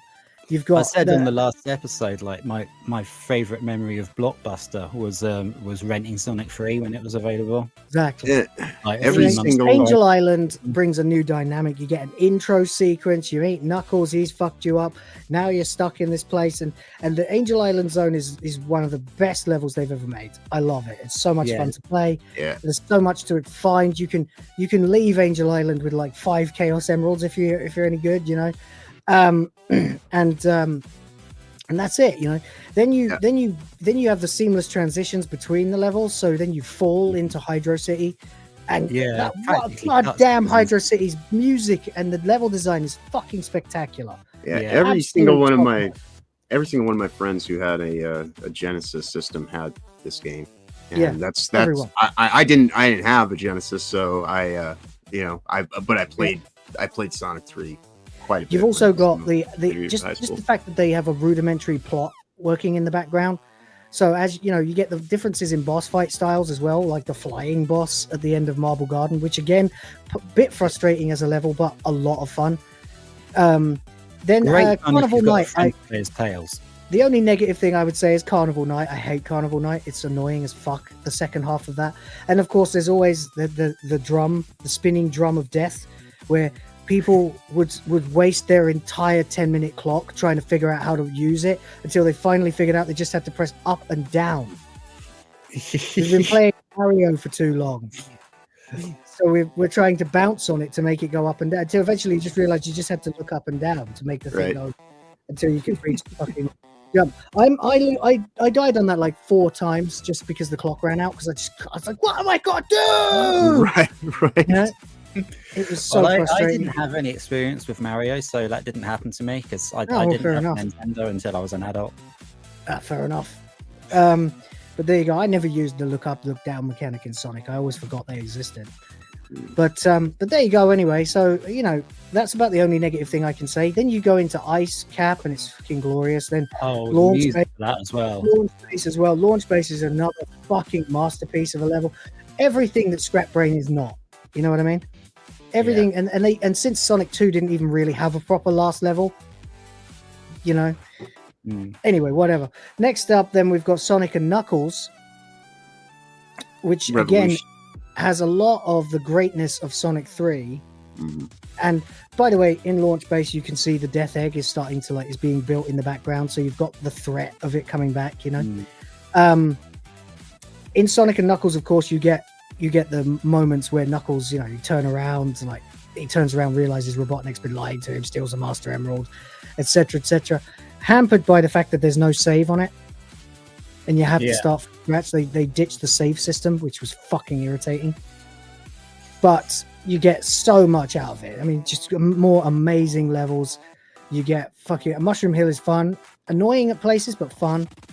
Flying Battery is my favorite Sonic level probably ever, with my favorite Sonic level music ever. Oh, Flying Battery's awesome, yeah. It's a masterpiece. Sandopolis, a little bit frustrating, can be, but you still get to move fast. The ghosts used to freak me out when I was a kid, but then I just didn't care after a while. Then you get into the Lava Reef Zone, which is a masterpiece again. Then that turns into the frozen version of it. I love that. Great bosses. You know, you've got bosses you have to defeat with the environment. You've got Robotnik firing his rockets and missiles up the sloping lava, and you have to just avoid them and let them hit him. Yeah. Just all of which culminating in the Death Egg 2.0, which is an incredibly annoying level, but also you never feel like it's unfair. Yeah. Like, even when you're upside down, you're like, well, I just have to get good. Like the teleport things. Yeah, brilliant. Brilliant. And the final boss sequence is amazing, and of course you get the Doomsday Zone if you've got all the emeralds, which is just incredible. That just cinema is the fucking Death Egg Zone. Another of my favorite pieces of Sonic music ever. It took me so long to get all of the emeralds as well. So when I finally got into Doomsday Zone, it was like, I am doing this. I am God. Yeah. I would say it's as good as Sonic 3. I'd still say Sonic 3 is better because it lets you save. But if you disagree, not me. Yeah. Well, now, obviously, I mean, if people ask me about what my absolute favorite games are, the first two that come out of my mouth are Final Fantasy 7 and Sonic 3. So yeah, Sonic 3 is on my list too. Yeah, it is. All right. Then, of course, you have Sonic 3 and Knuckles, which by default is the number one. Yeah. Because it's both games together with a save, a concurrent story, and, of course, different versions of the Sonic and Knuckles levels that are harder because you're now playing level 7, 8, 9, 10, 11, 12. All of the above, all the good things we said about the other two, plus a save. And you can play as all 3 characters. And, of course, that adds Knuckles, so you can then play Knuckles as well, who has his own story. Fucking glorious. Climbing walls. The other thing about Sonic and Knuckles is being able to put Knuckles into Sonic 2. Yeah, except that you can't find beat the out last there was boss. actually shit there that they put in there for him. Right. It's weird, isn't it? But you can barely beat the last boss because Knuckles can't jump high enough to actually hit him. Yeah. No one ever talks about that. like how utterly felted you are against the last boss of Sonic 2 as Knuckles, that you got no chance. It's very difficult because you can't climb the walls. Right. You can't jump as high as Sonic, and when he comes down, you've got no choice except to jump on the arms and then jump on, which makes it much harder. So when he fires the arms, you have to jump on one and then ride it back and jump at the right time. So it makes it as difficult as the final boss of the Death Egg Zone in Sonic and Knuckles with the fucking great big beam that you have to jump over at the perfect moment. Mm-hmm. And everybody had a player too who helped them by just being Tails and flying them above it the first time. Yeah. But there you go. Anyway, I rinsed this game. I perfected it on every save file with all the characters, every version, Sonic alone, Sonic and Tails and Knuckles, and got all the Super Emeralds in addition to all the Chaos Emeralds every time. I did as well. And there was not an empty save file left. That's how much I love this game. So yeah. Number one with a bullet, no question. And honestly, I don't think anything else is going to come close. As good as some of them are. Yeah, I so think there that we was go. Now we're entering the wilderness years a little bit.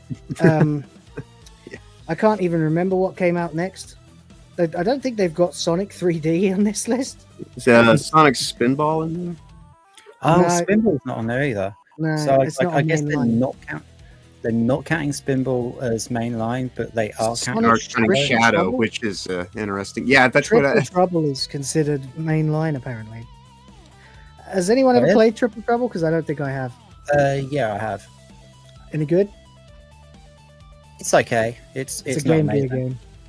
Yeah. So There's a fan made 16-bit style version of it somewhere on the internet. I'll try and track it down for you. It's actually quite fun.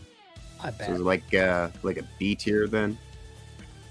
Or C tier. Yeah. We haven't established- let's just be honest more here. C. Let's just be straight up honest here. Sonic 06 is E tier. It's broken. It doesn't fucking work. So, Yeah. so Did fuck you Sonic know what? 06. Even though I was such a big Sonic fan, I believed what so many people told me. I've actually never played Sonic 06. Really? I've never played it. I played it. I avoided it because I just I didn't rented want it. to- I rented it one week when I got it because my friend had his Xbox in my flat and I was working at Blockbuster at the time. So I rented it for free and we played it for about an hour, no, maybe 2 hours. And we were like, this is absolutely unplayable shite. Right. Mm-hmm. The physics is fucked. The little story, like they tried to remake Station Square, and it was awful. It was terrible. The characterization was rough. The level design was gash. Literally Sonic moved. It was barely controllable. He glitched out. He fell all over the place. He fell through fucking surfaces. He clipped into things. It was awful. I was gash, man. So that's our benchmark for absolute shite. So there we go. We've got Sonic 3 and Knuckles and Sonic 06. And I think everybody probably knew already that those would take first and last. Oh yeah. All right. So with that in mind, then where would you put Triple Trouble? D, C? C, I think. Probably All right. high C. It's probably the best of the Game Gear games. All right. And the Game Gear games were just the Master System games that zoomed in. Yeah. The Which biggest is problem with why that- Sonic 2 on the Game Gear is impossible. Yeah, you can't see the boss. Which can't- is what makes me so angry about Sonic Origins, because they put the Game Gear version on instead of the Master System one. I know. Insanity, right? Yeah, and There they you didn't put the Mega Drive Sonic Spinball on, they put the Game Gear one on. Oh my god. Yeah. I don't think I actually even played them. I have the Sonic Origins, but I don't remember playing anything except for the Mega Drive games. The mainline ones anyway. Which was the second time I completed Sonic CD. It was like 2 years ago. And it frustrated the shit out of me. That's why it's fresh in my head. Yeah. Okay, I can't remember what came out next. Probably Sonic Adventure at this point. Pretty sure. Yeah, I mean we've skipped Sonic 3D. Yeah, we've skipped Sonic 3D and Sonic R. Yeah. Which I know you think Sonic R is shy. I really like it. No, I don't think it's shy. I just think I like what I mean by that is I enjoy playing it. It's fine. It's fun even, but it is shy. Come on, like it's, you know what I mean? Like it's not a great game. It's not a brilliant cutting edge racer. You know, yeah. I mean, I have laugh being able to run around and play it again as an adult. Now I've got a working Saturn again. It's definitely better than Sonic 3D because it is at least 3D. Yeah, Sonic 3D was really not great. No, it was gash. I'm surprised it's not on here because it would probably be in D tier if it was. In fact, I might just get it quickly and add it just so we can put something in D tier because I think that's a fair one. What was it called on Genesis? Sonic 3D Blast. Yeah, but on Saturn it was just Sonic 3D, right? I think it was 3D Blast on Mega Drive it was called Sonic 3D Flicky's Island. On Saturn it was called Sonic 3D Blast. Oh, well then what is Sonic 3D? Oh no, that's Flicky's Island, right? Okay, I'll just grab this picture then quickly and save it to my desktop so I can upload it. All right, hang on. Let's add additional images. And there we go. Sonic 3D Blast. Here we are. And that can go in detail. Even though it is not on here, it's not good. What would your thoughts be on Sonic Spinball? Sonic Spinball, I would put in B at least. Yeah. The Mega Drive version, that is Genesis version. Yeah. It's got the animations aren't as good as the as like the main series, but it's got some killer music and it's got, for the most part, it's got some really good gameplay. Right. Yeah. All right, it's there now. I'd agree with that. Yeah. I mean, it is a game that I will go back to when I've got my Mega Drive set up. What's chat saying? Sonic Spinball is hard. Yes, it is very, very hard. It is very hard. Yeah. Okay, I'm pretty sure the next one out then, it was the late 90s when 3D came out. So it was 2000 or 99 when Sonic Adventure came out. So what do you think about Sonic 99. That was Dreamcast. What do you think of Sonic Adventure then? At the time, I thought it was brilliant. I love it. I really love it. Even though I know I'm not aged sure well at all. As well as Sonic 3. I'd maybe put it between Sonic and Knuckles and Sonic 2. Or maybe just before Sonic 2. You put it above Sonic 2?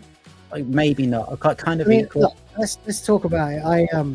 I think that the plot is good. I remember I'd been playing I'd been reading Sonic the comic. So I was used to a mature Sonic story. And I thought that's what we were getting. And then I saw Big the Cat. And I suddenly realized that this was realized that they thought this was a franchise for children still. And I was like 16 or 15 or 14 when it came out, and I was like I was ready for like a Sonic that's like with a really evil Robotnik who's threatening to destroy the world, and like it's serious this time, guys. It's a monster comprised of chaos, you know. And then I saw Big the Cat. Don't worry though, Will. They'll make Shadow the Hedgehog for you. No, because that's not what I wanted either. I know. I didn't want emo. I wanted Sonic, but serious, you know? Anyway, do you really think it's S tier? I mean, I feel like it kind of is aged sort of badly now, and it's kind of A tier. Yeah, that's what I'm saying. At the time, I loved it, but it hasn't aged as well. No, because the mechanics are pretty grim these days. It's kind of hard to control. Soundtrack is fucking legendary. Oh, would I put it in S tier just for the soundtrack? Just for Crush 40, I might, you know. I might put it in S tier just for the fucking Crush 40 tunes. Like Open Your Heart and what they did with the Emerald Coast as well. Fuck. Azure Blue World. I sometimes listen to that now. I think Sonic 1's aged better than Sonic Adventure. You do? Alright, okay. It's going behind Sonic 1 then. More fun than Sonic CD? Yes. Yes. Less frustrating than Sonic CD. And I say that despite the fact that it doesn't control very well. But maybe not. Maybe Sonic. No, fuck it. We're making this list. All right, Sonic Adventure 2 then. Probably the great. same. I don't Pretty- think it's as yeah. good as Sonic Adventure 1. What do you think? Yeah, I think I never liked Shadow. no. I gonna think be maybe honest. the other side of Sonic CD, but still an A. Yeah, okay. I never liked Shadow. But No. even though I was when did this game come out? When did Sonic Adventure 2 come out? Like 2001, 2002, something like that. Yeah. Sonic Adventure 2 came out literally on my birthday in 2001. So the day I turned 16, it came out. And even as a teenager, I didn't play it immediately. I didn't actually play Sonic Adventure 2 until the GameCube. But Yeah, one of the reasons I didn't get play it, to the GameCube either. one of the reasons I didn't play it was I looked at Shadow and I thought, who's this dick? Have they run out of ideas? They had to do an evil hedgehog. That's what I thought. He's cool and edgy. He's so much more than Right, just and the edgy. funny thing about it is, as a 16, 17, 18, 19, 20 through 24-year-old, I was alternative as fuck. Maybe not Right. 24, but up till about the age of 21, I was alternative as fuck, right? And I stayed into all the same sort of music and stuff all through my life, but I dropped the hoodies and the chains and the shit like that. Grew my hair out and just started wearing whatever I wanted. Got rid of my blue hair when I was 19, But at no point did I think Shadow was cool. No. I always thought Sonic was cool. Shadow's a dick. Shadow's a tryhard. Yeah. Shadow was like a shameless attempt to pander to me. So, of course, I hated it. Yeah. Children? Yeah. And I still feel the same way, for the record. I don't like Shadow. I think he's lame. Yeah. Completely agreed. Corporate produced edginess, I didn't like it. So there we go. From but I hedgehog did- to I did- edgehog. I didn't mind the exactly. Nice. Edgehog, Shadow the Hedgehog, yeah. I didn't mind the game. I liked the game well enough, although I didn't get on with it as well as Sonic Adventure. I don't know why. Something just felt even more kiddified for me, I liked the soundtrack a lot. I especially liked was it Metal Harbor in that one? I think Metal Harbor's in that one. And it's got a fucking badass soundtrack. As well as where's that? The rocket bass from Sonic Adventure. I can't remember. Also the snowboarding level in Sonic Adventure. Oh, and also Speed Highway in Sonic Adventure. Fuck, they're all awesome. Sonic Adventure 2 didn't have as many bangers, but it did have the Crush 40 song at the beginning on the first level. It was pretty fun. Also, you know what I never liked? Why did they suddenly live in the human world? I thought they lived. That was I weird. thought they lived in their own world that was nothing to do with us, and Robotnik was like the only person. Right. I never got it when we suddenly got Sonic Adventure and we were in Station Square and there's these people around. I'm like, fuck's going on? Yeah. and then it turns out that they like zapped to our world from another world or something canonically, and now they just stayed there. Like, can they go back to Mobius, please? I liked Mobius in the comics. It was good, a planet of anthropomorphic animals. It was cool. Oh well, whatever. Anyway, I think next up is Sonic Heroes or Sonic Advance. Okay. I think Sonic Heroes. Very So flawed. I'm pretty sorry, but I'm gonna have to put Sonic Heroes probably above Spinball, but it's more of a Sonic game than Spinball really is. Sonic Spinball is pinball. At least Sonic Heroes is a platformer. Okay. You know what I mean? I mean, I'm much more likely to replay Spinball than Heroes, but Okay, all right. That's a fair point. Like the three-way mechanic, or Yeah, I remember this was the first Sonic game I bought on the GameCube, and I bought it on the GameCube just because I could. Right, I remember that being a big hype about it. Time, but A little I'm bit, not like inclined to go back to it. And then I got it into the GameCube and I played it, and I was like, "It's a bit annoying. Why can't I just be Sonic and just run through the levels?" All these gimmicks. I don't need this shit. Why do I have to switch between who I'm playing as? Like, fuck off, buddy. I just want to run. Just want to run fast, collect rings, and beat up robots. It's not that fucking hard a formula to capture, you know. But there we go. Anyway, it was pretty. Yeah, that's more or less exactly what happened to me, Rufus. I thought, oh, it's not that bad. I'll get round to it. And then Metal Gear Solid 3 came out. And I was playing that instead. Indeed. And then I got Twin Snakes for my GameCube. And, you know, I was playing that. And then I just never, ever finished Sonic Heroes. So there's that. And I never even played as any of the other teams. I think I played as Shadow's team once. And then I just was like, yeah. This is annoying. I think I finished it once. Really? That must have been a slog. Oh, well, anyway. Pretty sure now that the next one is finally Sonic Advance, and I love this fucking game. Yeah, that was great. I really like it. I really like it. I had the GBA player for my GameCube as well, so I was playing it on the telly. Oh, okay, that's cool. I So, bought yeah. I used to go to this jazz festival every year and get spoiled rotten with my parents on Jersey, the island in the Channel Islands. Yeah. And they had no VAT there, so everything was cheaper. It's a tax haven. Yeah. True.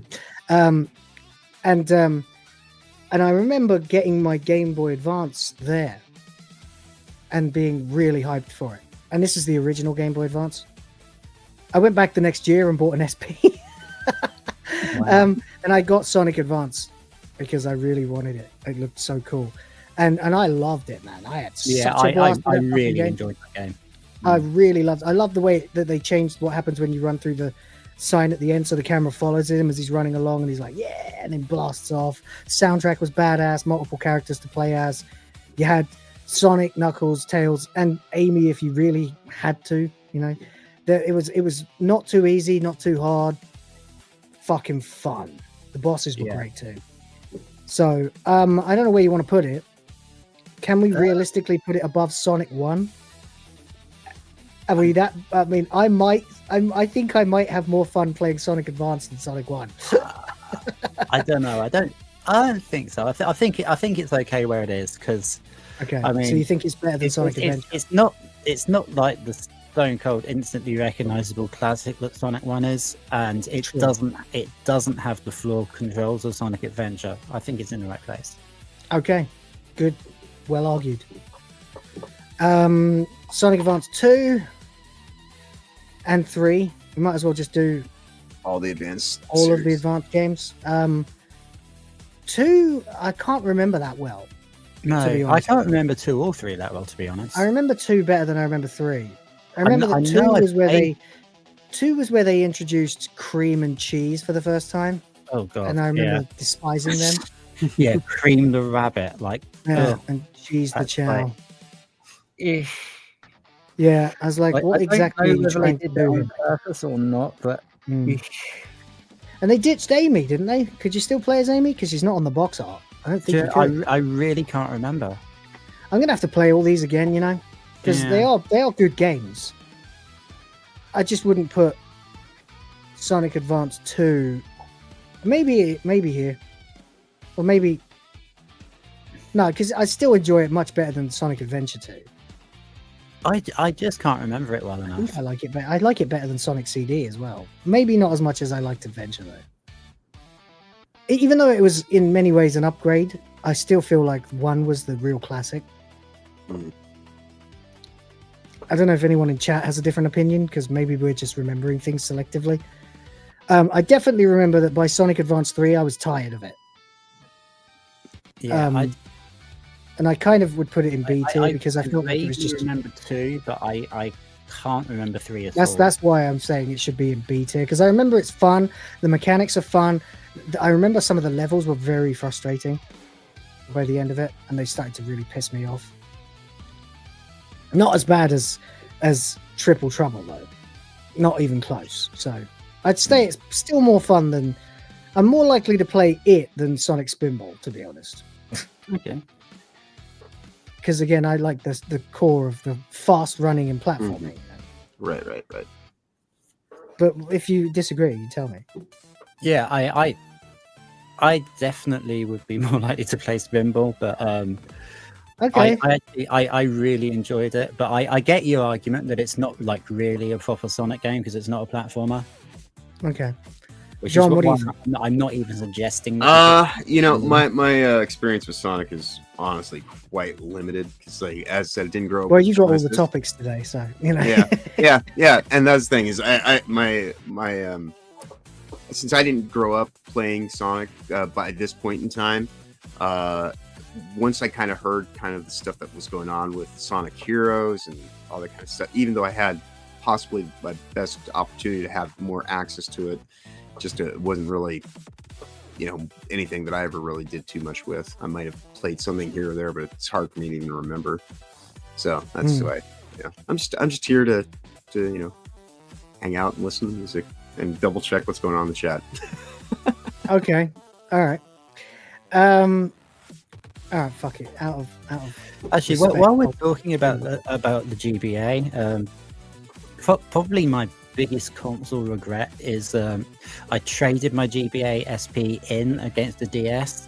Like, you know, the logic suggesting that the DS plays GBA games. Right.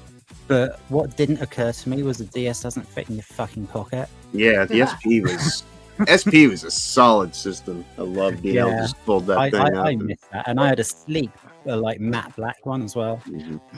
I had the silver. And I think I finished Final Fantasy 1 for the first time on it. There it is. Oh yeah. Yeah. Oh yeah. Yeah. And I got this case which is a Luigi logo, but I tore pieces out of stickers that I got with a metal magazine and wrote, "All you need is the EXP." Oh, awesome. Nice. And weirdly, I have a Manaphy hanging off it. Yeah. Or Manaphy, I don't know how you pronounce it. Oh. I don't know when that got added. But there you go. I knew it was around here somewhere, and then I looked, I was like, yeah, there it is right there. So there you go. Yeah, I was massive into that. And it became the thing I played Pokemon Fire Red and Leaf Green on. Except Fire Red mostly. But there we go. Anyway, son on my SP. Never been a big fan of green, unless it's people's names in the chat. Hint, hint, hint, hint, hint. A few moments later. Okay. All right. What's next? This is when we started getting experimental a bit, right? I think the next one was Secret Rings. Oh, I'm pretty sure. On the way. Yeah. And I tried really hard to like that game. Same. Really hard. I bought it and I thought, oh, this will be fun. But then I realized he runs by himself and you have to like tilt the Wiimote or something to slow him down. Yeah, it was just too wee gimmicky. It was fucking terrible. Yeah. And really awful. Really good, but it was just it was so frustrating to try and play it. It looked really fun, and to be honest, I wasn't sold on the whole Sonic enters a storybook fucking bullshit either. I was in my 20s by this point, you know. I was like, I don't give a shit about this. I was like 22 or something. I'm like, I'll try it, and I hated it. I don't even think I've still got it. I'm pretty sure I have, but I have no idea where my Wii games are. Nope, traded it in. Traded it in. So there you go. Get wrecked. I would put I it guess below. here, it's not as bad. Below 3D Plus, to be honest. Really? At least you can actually play 3D Plus. Yeah, all right. Fuck it. They did a sequel to that, which was Sonic and the Black Knight, which I understand is much better. And I'm going to be honest, I fucking love the theme song by Crush 40, the Night of the Wind or whatever it is. That is a fucking banger. Do you know what? I'm not sure I've played that. Really? You see, I haven't played it either. I just know the soundtrack because I became such a big Crush 40 fan. I started following everything they did. Still one of my favorite bands ever. Lame as that might be. When I climbed to the top of the Eiffel Tower to rid myself of depression, which succeeded, by the way, when I got to the top, I listened to Crush 40. Watch Me Fly. Right. Yeah. The romantic in me was alive and well. Cool. And it worked. And I felt fucking terrific afterwards. I felt like I could do anything. Strongly recommend. However, that said, I didn't play Black Knight, so I have no idea how good it is. Yeah, same. All I know is I think it's meant to be better. Let's consult the oracle. Yeah, I can't say that I never even really heard of it myself.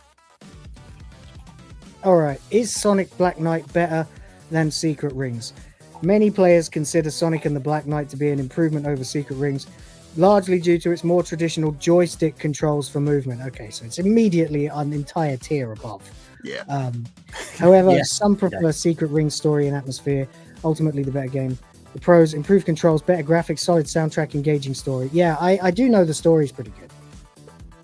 I'll put it up here. I'll put it here because I haven't played it. Well, I guess no, we could just put it in never played. Yep. So there you go. That's fair. Okay. I don't know what came next, but I have a feeling it was Sonic It would either be Rush Unleashed. or Werehog, or it might be Shadow. Yeah, I was gonna say we got to be getting near Werehog Rush territory. was probably next, to be honest. It's DS. Yeah. And then it's probably Unleashed. Shadow. Edgy the Hedgy. Yeah. Edgy Shadow. the Hedgy. Yeah. All right. What are we gonna do with him? Well, it was dreadful. Yeah, but it's it awful. worked. So yeah, that's Okay, right. so there or I mean, everyone hates it is playable, so I suppose D. All right, bottom of D tier. So E is unplayable, basically. Yeah. So really, Secret Ring should be there. Yeah. No, E is broken. You know, Right. E is broken. Like D is like either flawed, tremendously unfun, or really, really barely playable. Okay. Okay. It was like the Sonic equivalent of Dirge of Cerberus. Oh no. Oh no. No. We can't have that. Hang on. Okay, there we go. Broken. And it'll have boring or unplayable. There we go. Stupid fucking whatever. And then we'll have like just really flawed, you know. Yeah. Okay. In which case, Sonic Hero should really be there. Yeah. B can be solid, you know, solid fun as we use on the Red Dwarf one. Indeed. A for awesome. A for awesome. Yeah. Well. Yeah. Awesome. Okay. S for goated, obviously. Indeed. Yeah. All right. There we go. Cool. That's actually much easier for me. I hate letter tiers. They have no inherent meaning when you haven't got criteria for them. All right, Sonic Rush. What do you think, Rhoda? It was quite good. It wasn't really as good as Sonic Advance. No, but it wasn't exactly poor. I enjoyed it. Yeah. I never played it, so it was alright. I mean, I wouldn't quite put it as bad as flawed. So it was 3D, right? It was like oh no, the special stages were 3D. It was 2D, but like it, you know what I mean? Like you can Yeah. So not awesome, but not flawed. So okay. So basically, it was Sonic Advance. Yeah. It was like the next gen Sonic Advance. Yeah, and he went up and down between the screens. Yeah, that's it. Yeah, I don't have such fond memories of it as Sonic Advance, but I certainly enjoyed it. It looks good enough. Looks like a solid Sonic game. Yeah, it's pretty decent. Yeah, it seems like they did a cell shading 3D model of Sonic to look like the 2D. Yeah. All right. It looks playable. Looks all right. Where do you want it? Certainly higher than Sonic Heroes. Okay. So there then. Or better than Sonic Advance 3. Yeah, because I can actually remember it. All right, there you go. Sonic I know Unleashed. I played Sonic Advance 3. I just can't remember anything about it. All right. Sonic Unleashed then. Well, that was a shower shite. No, nowhere near as bad as Secret Rings, but I actually liked it. But I've never managed to finish it. So it's one of those games. It's the Bearhog one, isn't it? Yes, it is. Yeah. Yeah. See, okay. So I like first the off, Sonic levels, but as a massive God of War fan, I immediately realized that the Sonic Werehog levels were a rip-off of God of War. Okay, they were just a baby's first God of War game. The way his arms moved around were very much like the Blades of Chaos. The level design was pushing blocks and shit like that. So it was God of War, retro God of War. Yeah, I saw this, with the Werehog, and I was just no. So my mom gave me it for Christmas on the Wii, right? And I thought, hey, this is fun, and I'll try and play it. Damn it, Will said it first. What, the God of War thing? Yeah. You think I'd miss that? No. But then what I did was eventually I got sick of the Wii version, and I found out there was a lot more to the PlayStation version, PS3 version. So I traded it in, and I bought the PS3 version, and basically got a straight swap by the time I traded them in. For some reason, the Wii version was worth more than the PlayStation 3 version. So I traded it in and swapped it for the PS3 version. I might get it on PS3 one day then. Yeah, there was more. There were hub levels and things like that they didn't have in the Wii version. So it's not that bad. It's not terrible. Like you said, the Sonic level, you do ache for the Sonic levels when you get really into the Werehog levels, because you're like, I'm trying to play Sonic here, not God of War. But they're not terrible. It's just that for all the stuff I'm saying positively about it, I've never seen it through once. I've never finished it. Maybe I've always got bored. Ahead of Sonic Heroes. Definitely better than Sonic Heroes. Yeah. Definitely better than Sonic Heroes. And there is a lot of fun to be had in it. I wouldn't even call it flawed. Okay, maybe low tier of solid. Yeah, I'd say it's solid fun. It's just that the plot is a bit wanky, considering it's literally the world has been blown to bits. Like it's a bit, and I got really annoyed with the little bastard that's following you around all the way through it, Chip. But then, for my surprise, it turns out he's the key to everything at the end. Like he's the final boss or something, or the thing that can stop the final boss. It's he's like a god or something. The thing is, I can actually remember playing it, and I can't remember playing Advance 3. So maybe put it up one more place. Okay, that's fair. Yeah. Certainly not better than Sonic Rush. That was actually really good. To be fair, see, this is you. I'd put it above Sonic Spinball because it's a real Sonic game. But you can have it. You can have it. Go on. All right, Sonic Colors. That was a bit of a return to form, I think. I liked that one. Yeah, a lot of people like that. I never played it, unfortunately. Red, yellow, and blue. I remember the marketing for it. I remember like the Wisps mechanic. I've seen people play it, and it looked cool, looked fun. Yeah, I'd probably put it above Sonic Spinball in solid fun, or maybe below Sonic Advance 2 in awesome. Sonic Adventure 2. It was definitely one of the first times I remember people saying they made a good Sonic game again. Finally, Yeah, right. Yeah, I heard them say that about Lost World as well, though. But Lost World was like their answer to Mario Galaxy, right? I really don't remember Lost World at all. I'm not sure I've even all played the it. anti-gravity running around little microplanets and stuff like that. Was it on anything other than Wii U? I don't think so. Oh, that's why I haven't That's played why it. I don't even know about it, because like Wii U, I just blacked out anything. I that never happened owned on one. that system. Apparently, it's on Steam, All right. where it gained a 6 out of 10. Yeah. Well, like I say, I've got to put it in never played because I've never played it. So have I. I In never fact, owned a I've Wii U never either. even owned the console it was on. So Rufus is the only one chatting to us right now. Where's everybody else? What are you doing? The last like 30 messages have been Rufus. I guess we got a lot of people who, much like me, Don't are just care. kind of like, yeah, it's Sonic stuff. I don't know what I can add to it. Yeah. Okay, Sonic Generations, I love. loved it. Yeah, that probably goes in S. or whatever we called it. That's a tricky one. That is a tricky one. Does it go in S? I think so. I did play a lot of it.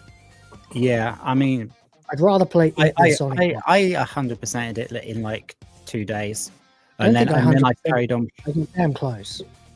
Yeah. I did And like then it. I carried on playing it anyway. I'd rather play it than Sonic 1.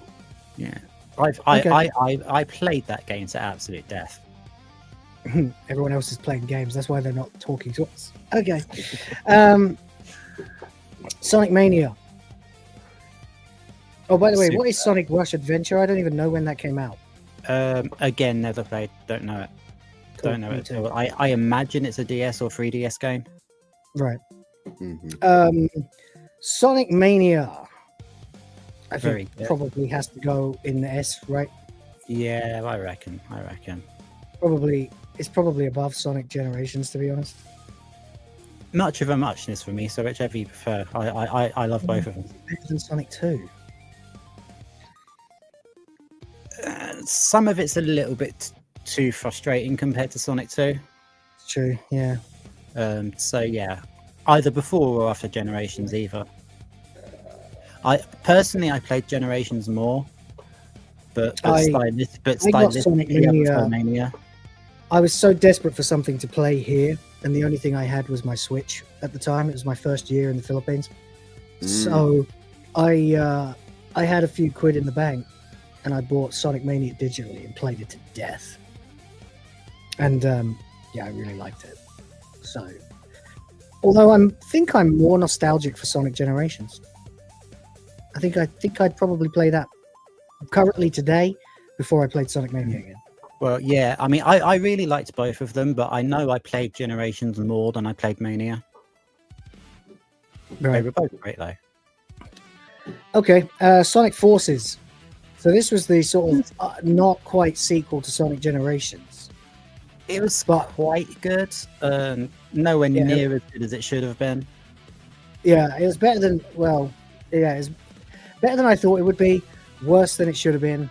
Yeah. Nowhere near Sonic Generations. And the creator character thing was just a cheap way of going, hey, you're you pathetic Tumblrati who draw your pregnant hedgehog fucking created characters all the time.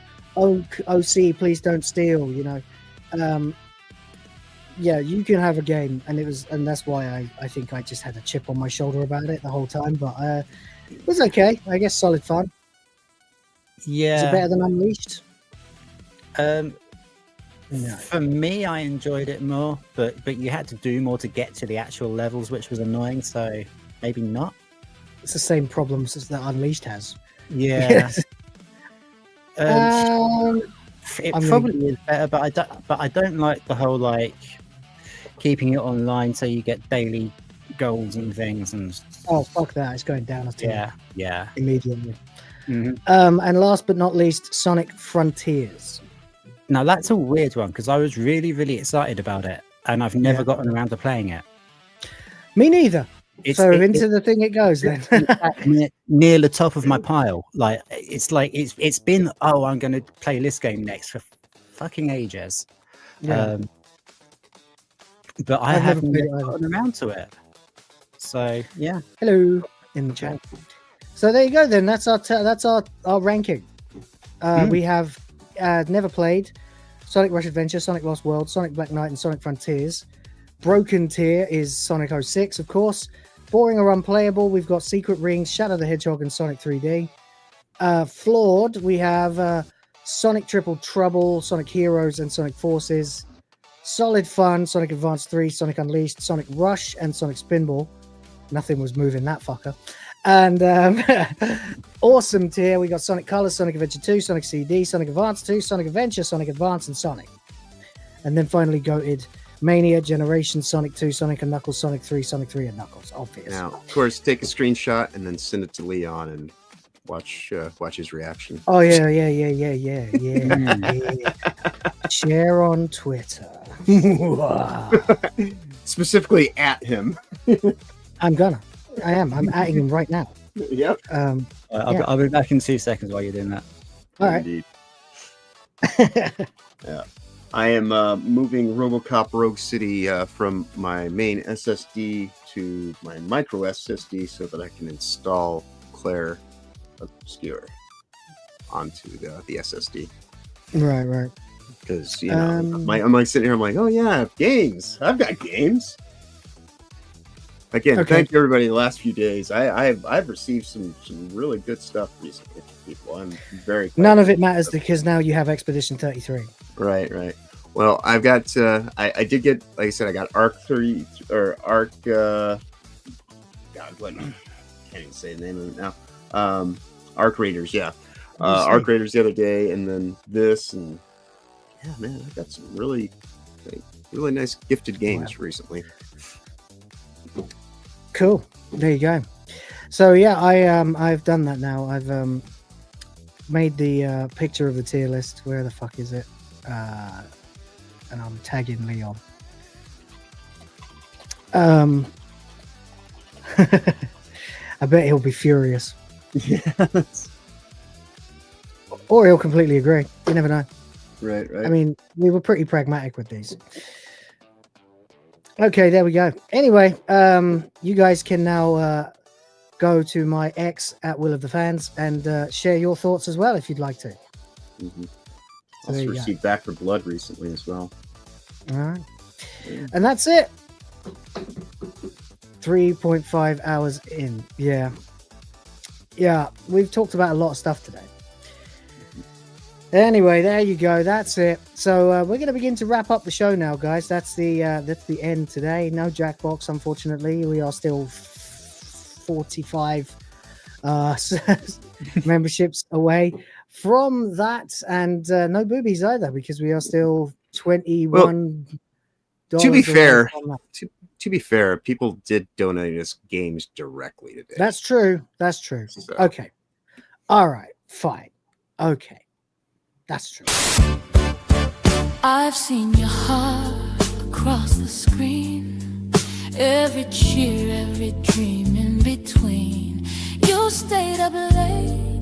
You pressed restart. You leveled up right off the chart. I'll show you something good tonight. A little shimmer in the neon light. You gave your time, your touch, your move. So now I'll show you something good. From velvet skin to crimson eyes, I'm your reward, your sweet surprise. You've been faithful, brave and true. Now I'll show all my thanks to you.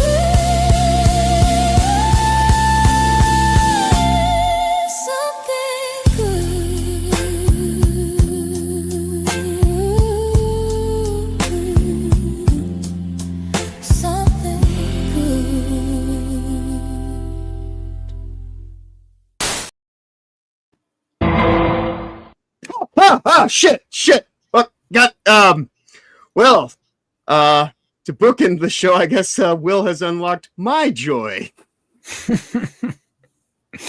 I'm gonna be totally honest with you. This is sounding really gay. Very much not so. There may be a joystick award. Should have said the ladies did it. Right. Indeed. Pow! Well, right to the kisser. You press the button. So yeah. There we go. Valid point. All right, guys. Thank you Thank you, very much for everybody. being here. We do appreciate it. And we'll be back. Well, I'll be back tomorrow with Hyperdrive Time. So hopefully you guys are available for that. I don't know what everyone's doing. Of course, it'll be Wednesday morning for you guys. So it's not Thanksgiving yet.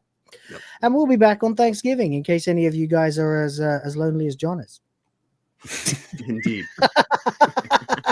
To be fair, it's early morning Thanksgiving. Sorry. Yeah, I'm such a nice person. I always apologize after I felt somebody. It's all good. But yeah, no, Thanksgiving breakfast is not a thing, so people should still be. True. Yeah. True. Christmas breakfast is definitely a thing in my house. Mm-hmm. I've just decided. Although we have every year. It's a fry up, obviously. Massive fucking fry up. And then a massive fucking lunch. And then you fall asleep. And then you wake up and you wonder what time it is. And then I wonder where I am and why Doctor Who's not coming on. You know? Right. Yeah. It's good. I don't know what we're going to do this year, actually. I need to have a conversation with the wife about it, really, because last year we had all of her family around. This year, if they want to see us, they're going to have to do it again because we had another baby. Are you going to make Christmas crumpets? You know, I might. I mean, I've got a turkey lined up. I've got a guy who imports food, so he's got a turkey for me because that's British Christmas is turkey. I know you guys do it Thanksgiving, and then you have like ham at Christmas, but we do turkey. At Christmas. There's people that do ham on Christmas, but there's also people that are just like, no, more turkey. I'm a turkey family. Yeah, turkey. We do turkey always. Unfortunately, this is the first time that my dad has not been alive to cook it, and he passed away before he could teach me the secrets. Oh no! So I'm gonna have to fucking put my arm up a turkey and figure it out myself. Yay! Indeed. Ah, well, whatever. It's a good excuse to drink a bottle of whiskey while you're cooking. That's right. Anyway, there you go. I'm looking forward to Christmas this year. Yeah. First time we've got two kids. One of them will actually be conscious this time, so I'll be good. Actually register the significance that something's going on. Yeah. Oh, stuff. Yeah. There's weird stuff going on. Why is everybody being weird today? Everyone's in a good mood. And they're all making weird noises and wearing silly hats. We've got crackers. I've got a bunch of crackers that we brought from the UK. So we can do British Christmas. I'm looking forward to putting the tree up too. I've got to teach. I've got to keep the legacy until the kids are old enough to learn how to do it my way. Yeah, maybe someone might put a watch party together for some Doctor Who Christmas viewing, since there's not a new one for this year. Maybe. I could probably put it on my Plex. Share the link. Oh yeah, I mean, I've got them on my Plex as well. A good chunk of them. But I was thinking, like Discord.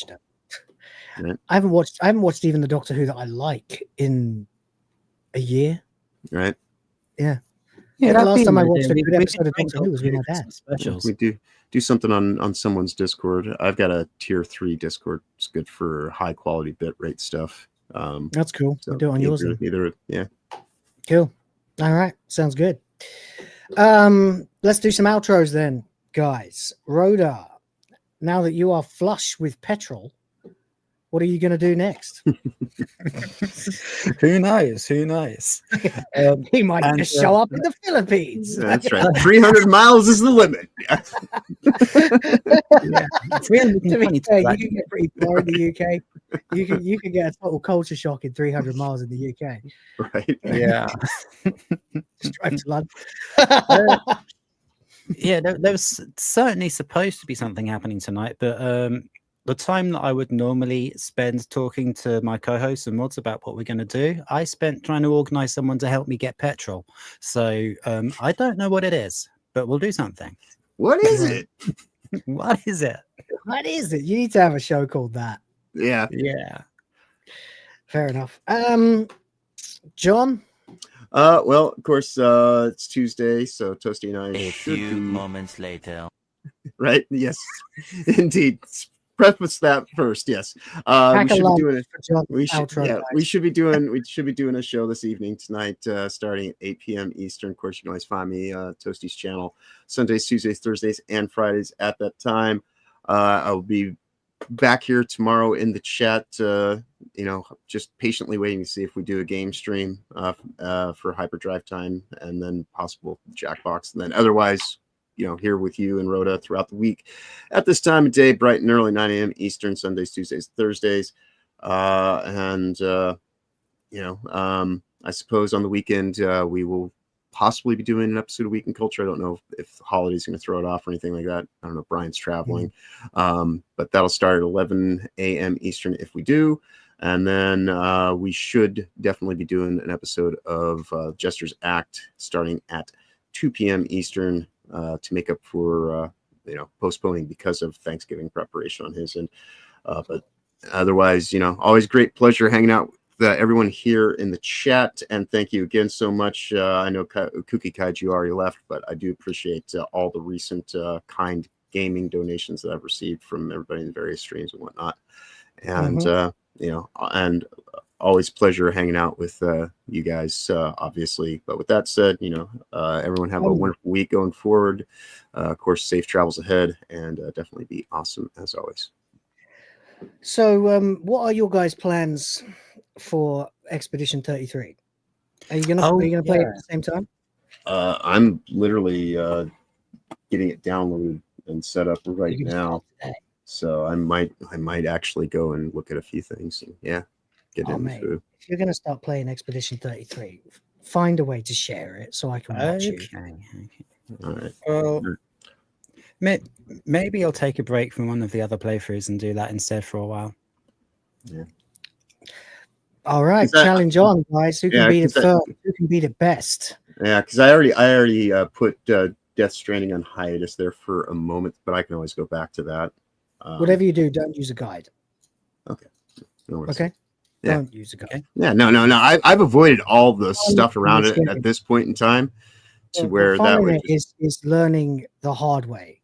Yeah. No. How to do things. It can be fucking punishing if you don't get good at parrying.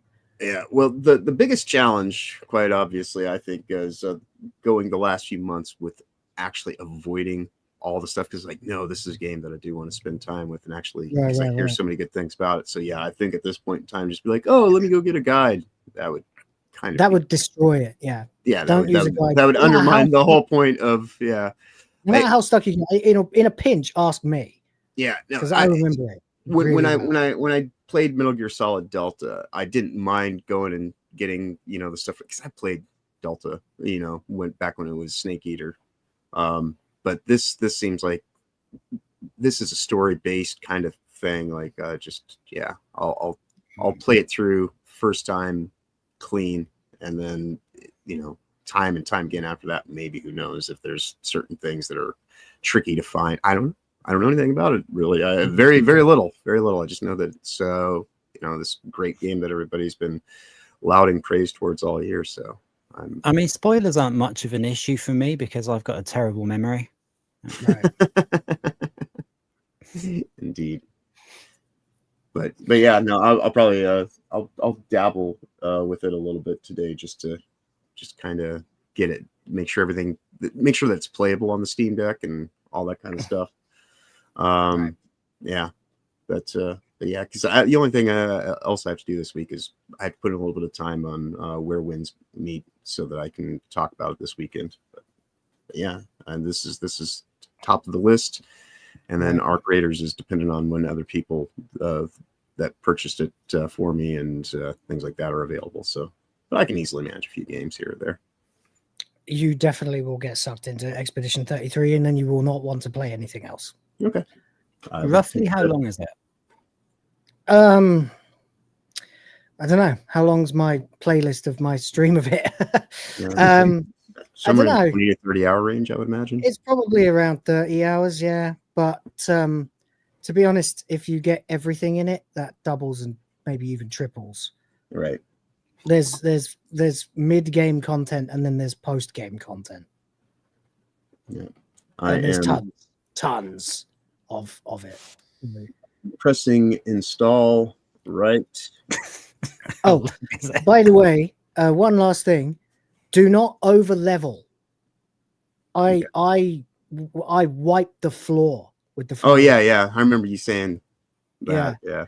I got to like level 70 plus or something before I faced the final bosses, or maybe 80 or something crazy like that. And I absolutely destroyed the final bosses.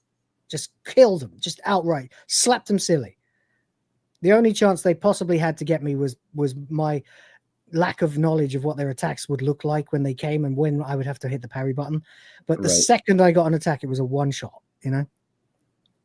because I did a lot of the side questing and I broke the damage limit and I broke the stat limit or whatever, the damage limit. I think you can get up to 99,000 damage if you beat a certain optional fight, which is all just about parrying.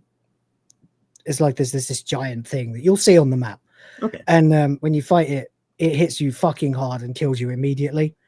And oh yeah, that's a good point. Actually, I can just literally check in my library, can't I? How many hours do I have? 75.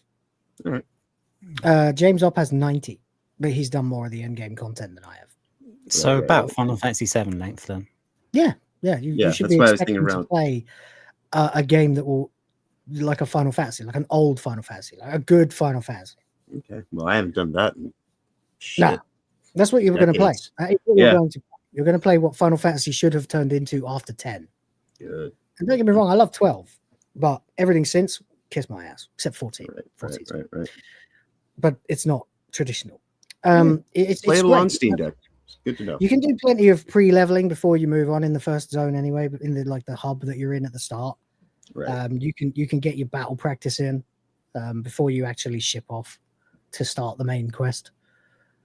And then, of course, the second you do start the main quest, your jaw will hit the floor at what happens immediately after you set off. Okay. Yeah, let's just say there's a reason that there's only 6 main characters. Anyway, there you go. All right, that's it. Have fun. Enjoy. Please do play Expedition 33 and tell me what you think about it if you can't find a way to let me watch it. I'll be back tomorrow with Hyperdrive Time. What? It'll be one of those things where I'll if nothing else, I'll do show-to-show updates. Right. Yeah. Cool, yeah. I'm pretty sure everybody in the chat has played it already. I'll probably stream it. Okay, cool. Start later. That's what you should do. That's on my mind. That's on my mind. There you go. All right. I'm trying to find a way to work the word Rhoda into. It won't work. Anyway, whatever. It doesn't matter to me. Thank you very much to Dramatica Law, to Hunter, to Sardoc, Catzilla, Sardoc again, St. Hugo, James OP, Jen, James OP again, Sardoc, James OP again. Thank you guys. Appreciate you for the support. I'm going to go and eat something while I still can because I have to start fasting in an hour. Are you aware, quickly, as it does apply to Claire Obscure, there is a free soundtrack that you can pick up that has a 33-minute version of Nos Vies en Lumière. I probably pronounced that terribly, but yeah, it's 22 tracks. It's like an hour and a half of free music. So that's cool. I didn't know that. You haven't got that? Yeah, go pick it up from the Steam store. Cool. Thank you. All right. That's it then, guys. Thank you very much for watching. We're going to be gone now. We will not be back until tomorrow. And even then, it might not be them. It might just be me, depending on how the blue bar does. So take care. Spike your hair. Peace. All over the world except for the left. In Minecraft. Fuck Nintendo. Fuck Disney. Question everything. Respect the fans. Check out the Discord link below. And we'll chat to you next time, boys of the fans. Tatty bye.